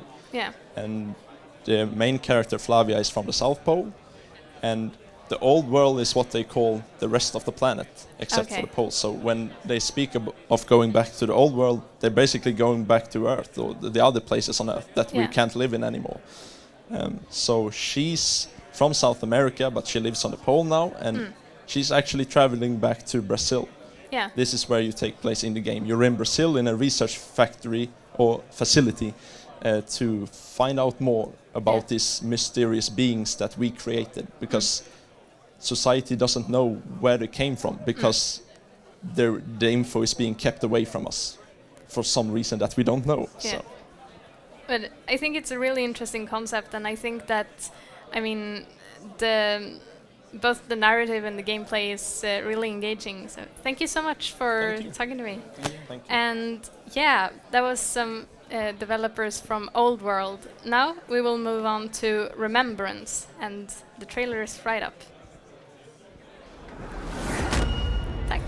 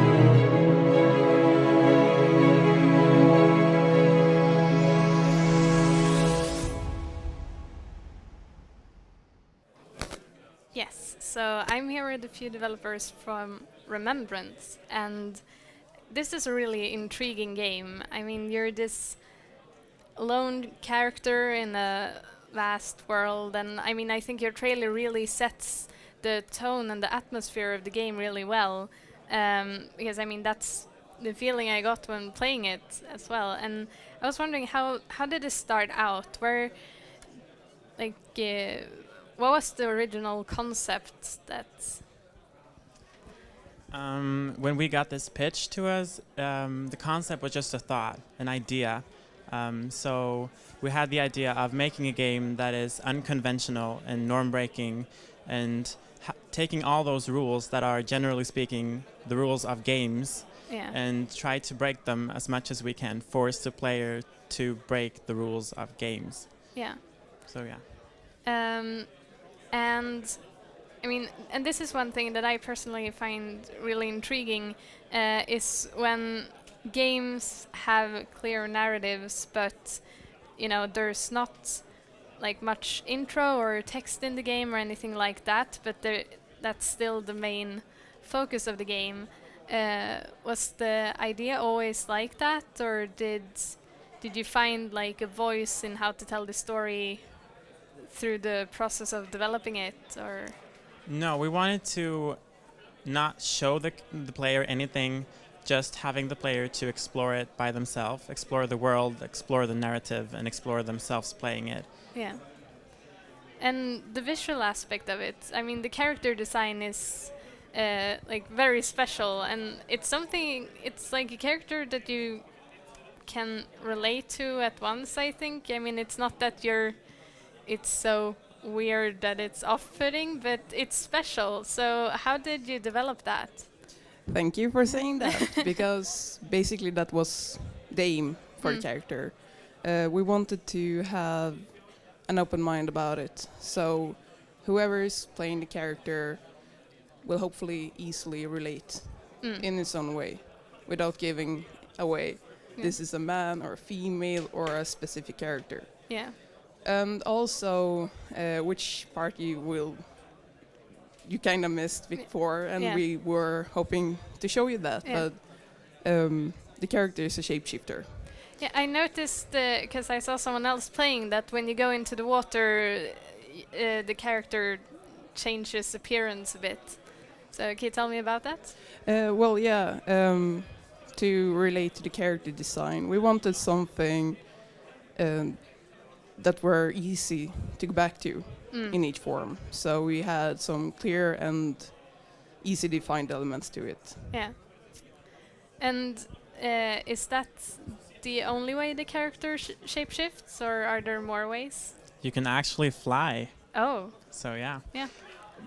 Which is the fundamental thought. We wanted to have the players to, by themselves, wanting to jump off a cliff. That is the only way that you can transform into the flying creature. Okay. As well as staying underneath the surface in the water so long that you basically drown, but before you drown, you turn into the fish thing character. That's really interesting. And I mean, with such a large environment, how do you lead the player like around in it? Because, for example, when I played, you showed me, and there was this like huge structure or ruin, and I mean that's obviously eye-catching, but you walk around in this world and you search for these like story points, and so how did you do the design to make that intuitive for the player? Well, we worked a lot with the imagery of the game. Yeah. At any point in the world, you should be able to see something intriguing that you want to get to and explore that a bit more, such as the structure you visited. And when you're at that structure, you should see the next one. Yeah. So, but all of these story points are basically gathered in structures or ruins then? Yes. Yes. But except for that, is the rest of the world more like just a place to wander and explore, or can you find other things as well? The basic idea is that when you walk around in the world, hopefully you will understand the story, Yeah. well, at least the story that you will try to make sense of. Yeah. So basically, every aspect of the game, when you wander around, you will see glimpses of what happened before. Yeah. And also the narrative story is told by sound clips. Yeah. So we have, like other games, no pages with words on them. Yeah. So the point is to travel around the world and find those sound narrative elements to them. So Yeah. we will fill the world with those. And what kind of story would you say that you're telling? I mean, without spoiling too much of it, what are the themes of it? Well, without spoiling, it's I the mean- hard part. But basically, the story is you wake up, you don't know the world, you don't know who you are, or what happened before. Mm. So the story is told in the sound clips about your memories and what happened before. Yeah. Well, thank you. We'll have a look at when I played the game earlier today. So that's coming right up. Great. So yeah, go ahead and try. Yeah, let's get started. Can you tell me a bit about the controls? Like, Well, you control the camera with the right stick and the character with the left stick, and you just have the green button for jumping. I mean, this world is very impressive. It's so vast in how you built it. Is there anywhere specific you want me to go or see? The building right there, in that mountain. Ah, yeah, I think I saw it from... Oh god. I'm so bad at controlling cameras with the console, like I always need inverted or that kind of things. I can handle it, it's just... It'll just look a bit shit when I play, so... I'm just exploring the world and make my way to this building. I mean, you've done a great work with the world and just the details. Well, this is a really gorgeous exploration game with a really clear atmosphere and like intriguing objective, and it guides you through the world really interesting, like, and guides you through the narrative. And thank you for showing me. Yeah, thank you. It looks great. Thank you.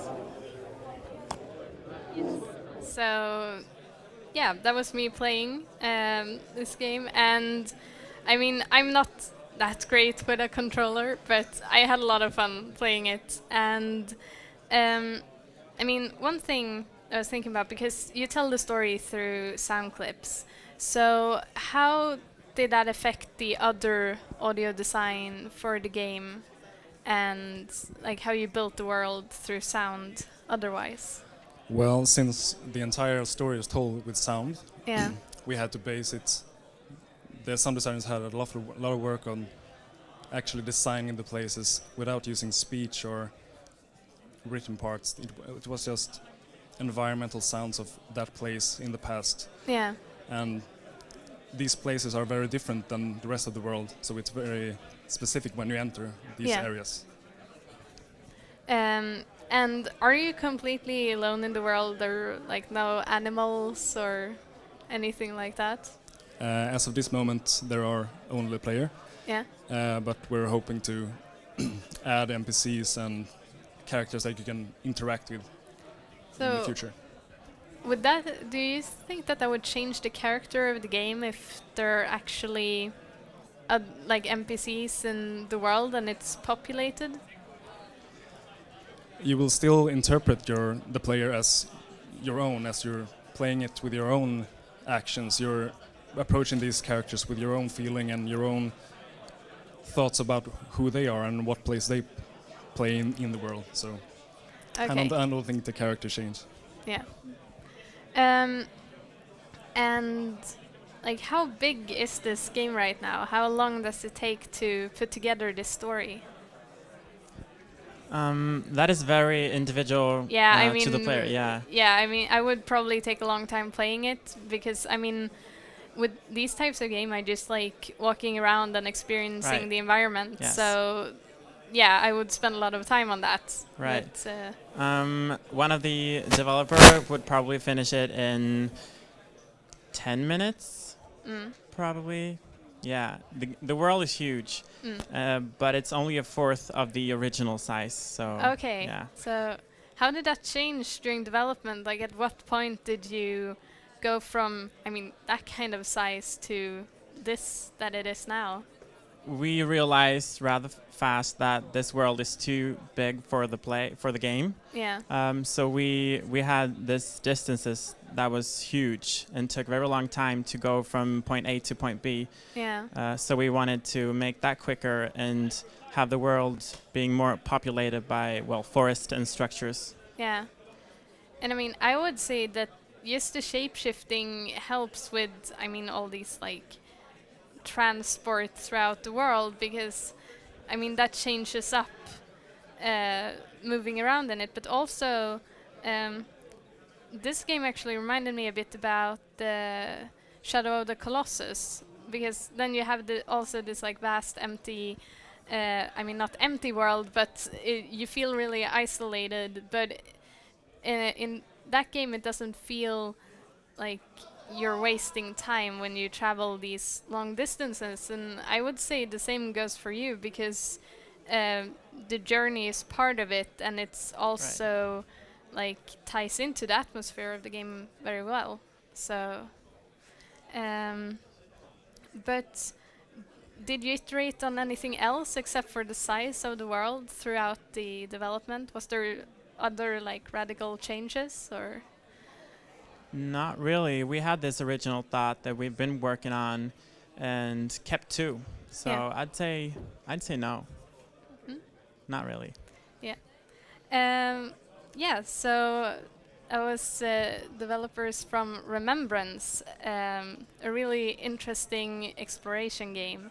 And now we'll be moving on to Kopoka, a game where you play as a bird. So the trailer is right up.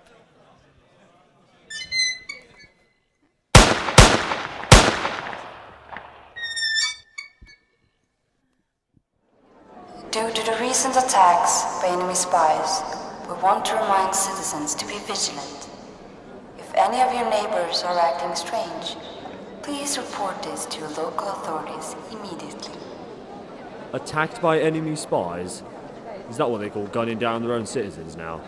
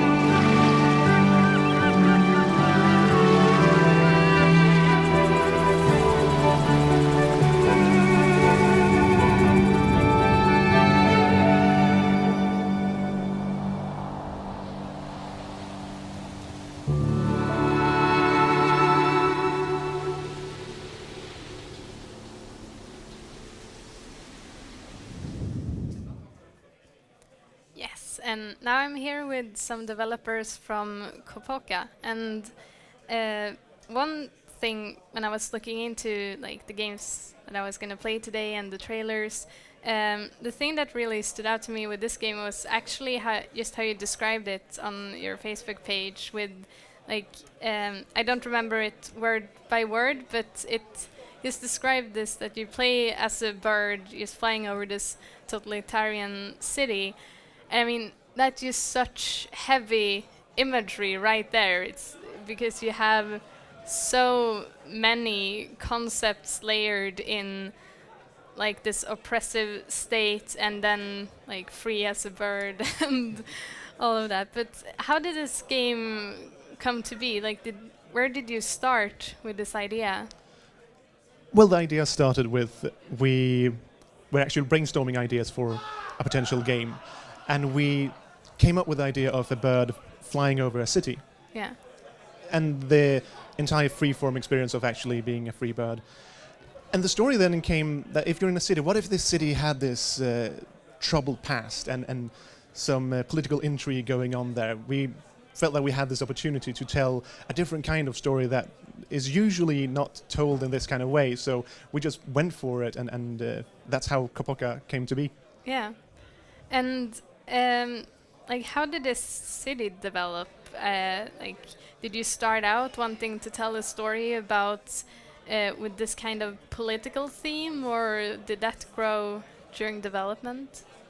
Well, yeah, it was always based sort of on the political theme, but then Philip, you can tell more about how the actual look, how that came to be. So the look of the city was inspired by how Paris was built, part of. But then when we looked at Paris, we realized it was kind of developed from a star formation. Yeah. So we turned and looked at how Rome was built instead. So we've been developing the city like the formation of Rome. So we have the river and things like that.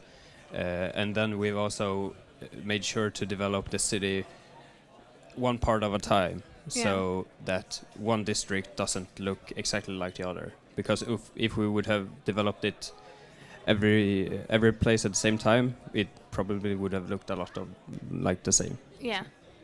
But basically, the idea of the game is that you place this bird and you gather trinkets for your nest. And these trinkets take you across the city, and you overhear what's going on for the humans, basically. But I think the art style and the way you represent the humans is really interesting, because it's not this like hyper-realistic thing, but and I remember we talked a bit about it when I was playing the game, and that it came from like how would the bird interpret humans. Yeah, exactly. Yeah. So the main idea is to keep the game rather minimalistic. Yeah. And to do this, we also had to think, how does a bird perceive other humans? So the features we wanted to show was the nose, which we think a bird would see as a beak, and of course the feet protruding from the body. And also this, it gives them a distinct look that's very unique for the game. Yeah. And I mean, I think the game was so easy to get into when it came to controls and moving about in the world. But also, we talked a bit about when I played it that some of the controls are not standard to what you would do with a controller. So can you tell me a bit about that and how that came about? Yeah, but one of the reasons we chose to make the controls slightly different than what you're used to in many of these types of games is that they usually are derived from an idea that everyone who plays the game has played a game before. They're used to the controller and how it feels. And in many games that's necessary because there's a lot of complicated mechanics that you need to use. But we had a rather simple game when it came to mechanics. Yeah. So we thought, why not try and make it as easy as possible for as many people as possible to try and get a hold of. Yeah. So that's why we chose that, rather like only using one stick to actually steer the bird and try to keep it as simple as possible. Yeah. So as you mentioned when you tried it, for people who have played it before, it might feel a bit strange to begin with, but people who have played it before can also train that away and still have a good experience. Whereas people who haven't tried it before, and if they had to use two sticks at the same time, they sometimes get confused. And this way we avoid that, which is quite handy. I think it's just a really good idea to start from that point. Like, how do we develop controls for people that haven't played with a controller before? So that's not the base assumption. But yeah, let's take a look at when I played a game earlier today. I'm here to test the game Kopoka. So, can you tell me a bit about the controls? Yes, you just press new game. Yeah. We actually have two different ones. I would suggest normal, Yeah. because the other one is a bit fast. You use the left stick to move, and the right stick is just to look around. Okay. I mean, it's a very vast city that I'm exploring. I mean, it's really easy and intuitive to get. Like, I mean, I will mess up sometimes because I just kind of assume that like the reptile part of my brain just goes, no, this is the controls you should be using. And I mean, it's kind of noisy around, so I can't really focus on the dialogue, but I hear part of it. And I mean, it really makes the city feel alive, which I think it's because your art style is still like, it's kind of these really simple character designs on the humans. So this is a really gorgeous narrative game. I think it's a really interesting concept with that. I mean, you play as birds, you're this other creature just experiencing a kind of human conflict. And yeah, thank you for showing me. It looks really great. Thank you. Yes, so that was some gameplay from Kopoga. And one thing that I mentioned there is that the city really feels alive. And I mean, that is such a huge challenge when, I mean, making any game that is supposed to feel populated by people. And I think you've done a really good job with that. But can you tell me a bit about how you reached this point? Like, what were your like design ideas and concepts for making this happen? We've worked closely with both the game writing and also the graphical artists to create this living world. Thank you, by the way. What we did on the music side, we have implemented a lot of dialogue that we've recorded on location, and also we've recorded single sentences called barks to make the city come alive. In the marketplace, there's people selling food, and out in the slums, there's people coughing because there's sickness going around. And things like that make the city come alive. And apart from that, we also have the aim is for the meadows outside the city, like the water running around. It's very powerful if you're very close. And yeah. We also spent quite some time to make sure that there were actually people walking around and flags were moving, and as the story progresses, things change, and you see, oh, there's a fire going on over there. To try and make it that, okay, it's not just a static city, but things are actually moving around and happening, and it's something that goes on even when you're not there. So that's what we're trying to capture, that feeling. Yeah, and I think that really is the key to it, because it's not tied to, oh, I went to this area and I picked up this trinket and then a soundbite played, but something happens along the way and you notice that things are different when you return to where you were before. So yeah, I think that's really a key point to why it feels like the city is so alive. But can you tell me a bit more about the story of the city? Because I only experienced a fraction of it, and like I've said to like other dev teams, please don't spoil anything that you don't want to spoil, but just talk about the aspects that you feel comfortable talking about. Yes, of course. The city is under hard times. The city is led with more or less an iron fist from the character known as the Great Leader, who came to power when Kopoga was in need, and they needed help to fight this war. So she took power and organized things and made so that they actually had a fighting chance and made the city better. But then she stayed in power, and not everyone thought that was a good idea. And she makes some tough decisions that might not always be the best for the people, but it is the best for the people depending on who you ask. So then there's dissent starting in the city where people want to try and change this, try and make something happen, and just not have the status quo. And the start of a talk of rebellion that then culminates in things happening later. I'm not going to spoil what happens with that, but things do develop and things do change from these various sides. And then there's some people who are not on either side, but just lives in the city and have to live with what goes on because that's their home and they can't escape it. But I mean, that's one of the things that I think is so interesting about how you've chosen to tell this story, because it's so easy to frame conflict with one of the people most involved in the conflict. So it's really interesting to center the narrative on a completely outside perspective that isn't from a person who isn't really interested in any of the things that are going on. But Yeah, then so in the game you collect these trinkets, but there are also other things you can interact with. You can kind of level up your character. When did you come to that decision? That actually came somewhat late in the development because we were focusing on other things. Yeah. But we felt that there should be more things that you can explore and find. So one of these things are these feathers that you mentioned that you can actually, if you do find them, and there's not that many of them, and they're well hidden, most of them, you do increase the top speed that you have, so you can actually fly faster. So there's those that have actual immediate gameplay impacts. Yeah. And then we also have other hidden things, like we have a cadre of children standing like in a crowd looking up at another child who's standing there talking, and we have a small cabin hidden, and we have tried to hide and put in different interesting things into the world so that it's fun and always a good experience when you're going out into the world and trying to find new things. Yeah.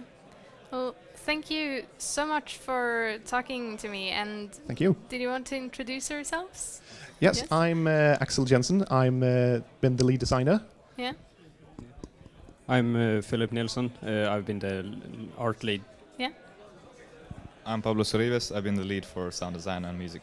Yes. Thank you so much. So these guys were from Kopoka. And now we will move on to Kria. That is an exploration game with a very absurdist and dark theme. So yeah, the trailer is here.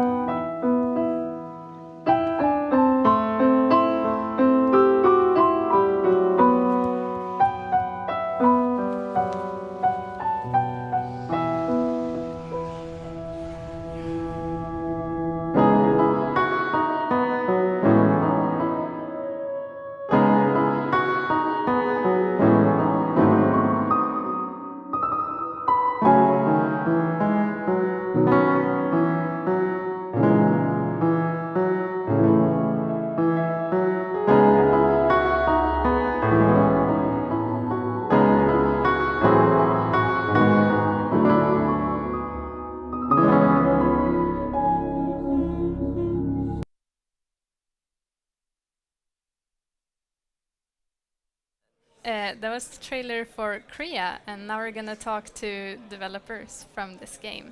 So, I mean, one thing that I found striking about this game, even from just watching the trailer, but also from playing it, was the character design of the main character, because it really is this kind of like absurdist or surreal theme to it. So how did that character come about? The character was actually one of the original designs for when we got to vote on what game to make. And the idea about it was to make a character that was a child. I have to tell you something about the story to make it clear. Yeah. The child is stuck in our version of Limbo, yeah, where the children get physical forms. So and they also get an animal head from depending on where they have come from and depending on their personality. Okay. So based on that, we came up with this character, which have a sort of poncho to him because he's South American. Yeah.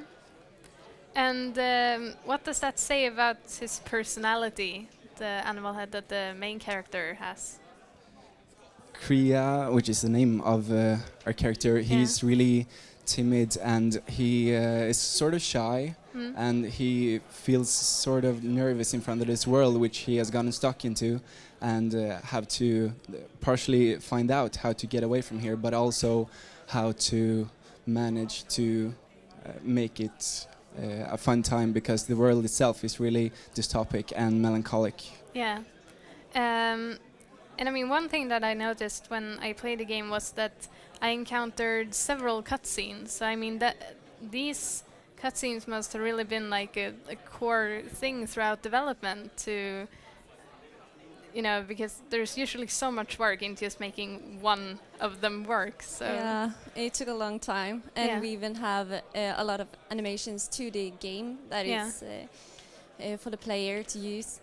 So, but I'm kind of satisfied with the cutscenes we got, and I think we have around 5 in the game right now. So, yeah. And I mean the gameplay itself. So you play this Kriya that's stuck in limbo basically, and you explore this world. I only encountered. I reached a point where I found an item that looked like a big syringe or something, but I didn't get much further than that. So can you tell me a bit about how the gameplay develops and what kind of challenges you encounter further on? Yeah, sure. You find the syringe, which is a tool the kids use to find and collect life essence that you collect from ghosts or echoes of life, which is the goal of the game. And you need these life essence to go further into back to life or go to death. Not you're stuck in limbo, so you want to go further. Yeah. So the game develops after you get the syringe to take the boat to one of the puzzle islands where you start your journey of this collection, and then you solve puzzles to reach to these ghosts. Okay, so you basically travel around the world to different puzzle areas. Yes. Do they have a distinct character to them? The islands? Yeah. The islands were made in thought of having a unique theme. We wanted to create more islands, but we felt that focusing on one gave us more. In terms of that, we could focus on making as much content as possible for that island. Yeah. So the first island you encounter is an island based with a lot of ruins. And when you progress further, you enter a building which is sand-filled with a lot of cogwheels spinning around, so it's sort of a machinery. Yeah. And in the end of there, you find the life essence that you're going to collect with your syringe. Yeah. Yeah. Thank you. We'll have a look at the gameplay from Kriya. So. Yeah, I'm just going to get started. You get very nice animations going on. I like how you get so much variation, even though it's kind of these tones of gray. The camera is quite far away from the character. You play as a child. Yeah. So we want to make an emphasis on that the child is smaller.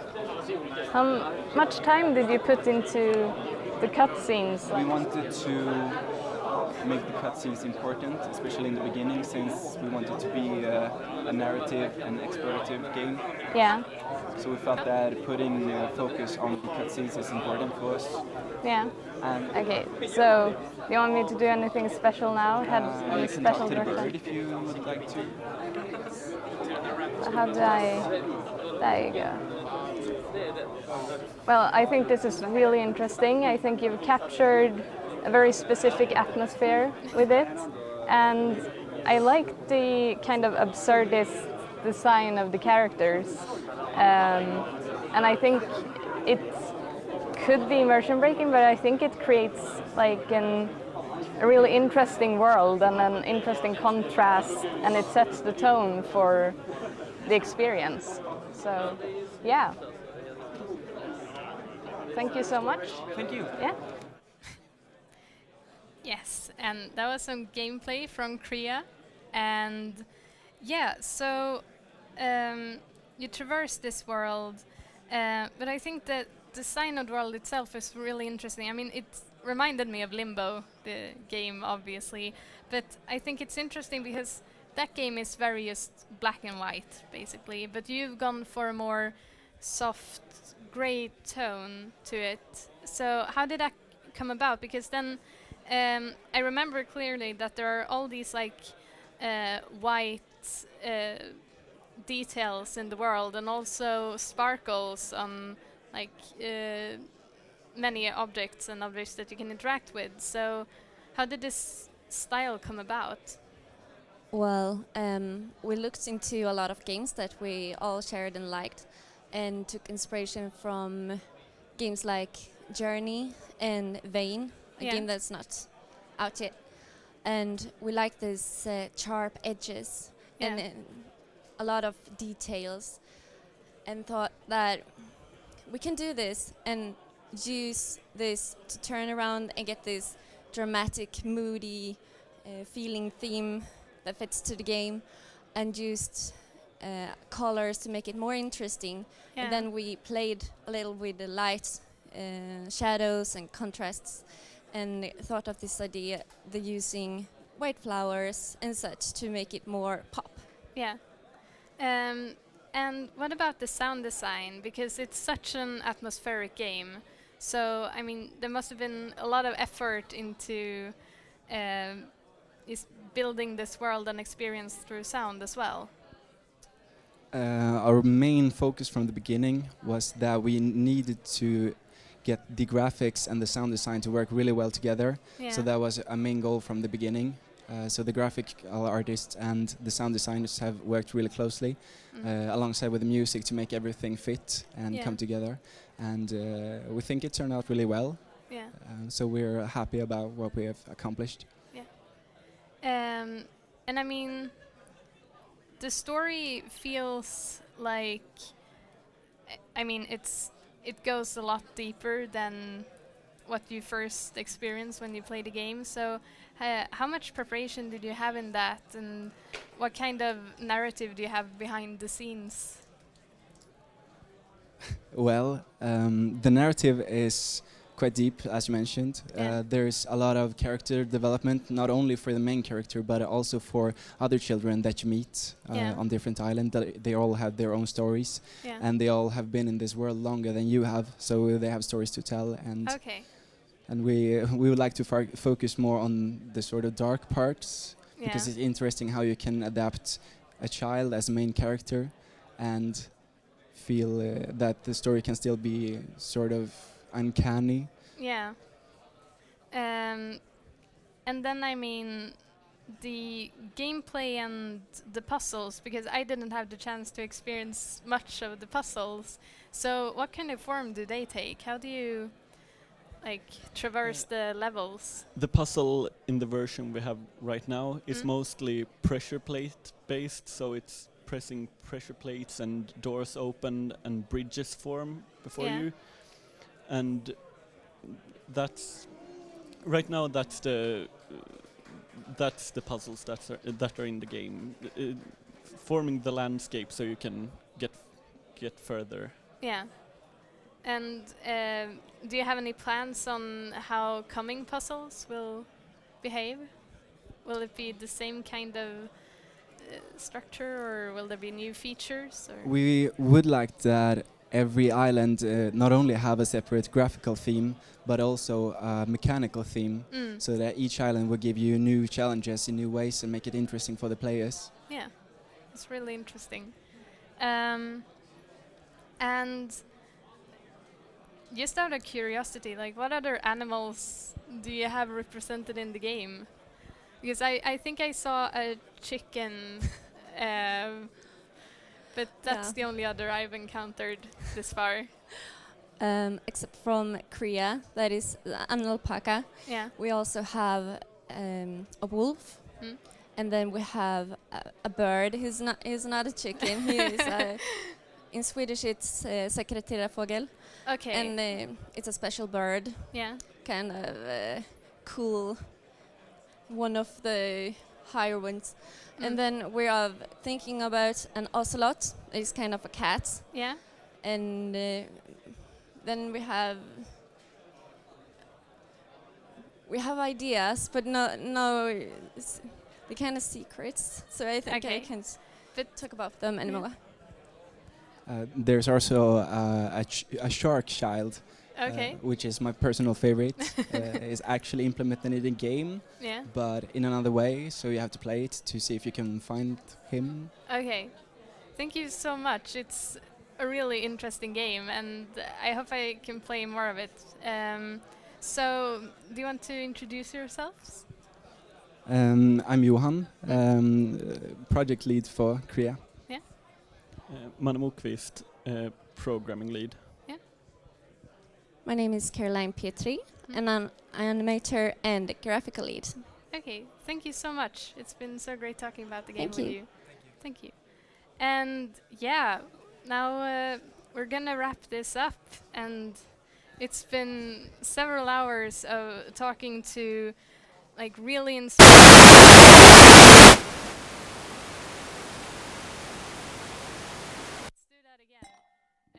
some really inspiring game developers. And I mean, these games have been so fun to play because they are diverse in theme and in character, and they tell really unique stories, and I can't wait to play more of them. So yeah, this has been the resulting games of Game Project 2 from the University of Skövde. Thank you so much for watching. I need you to understand something.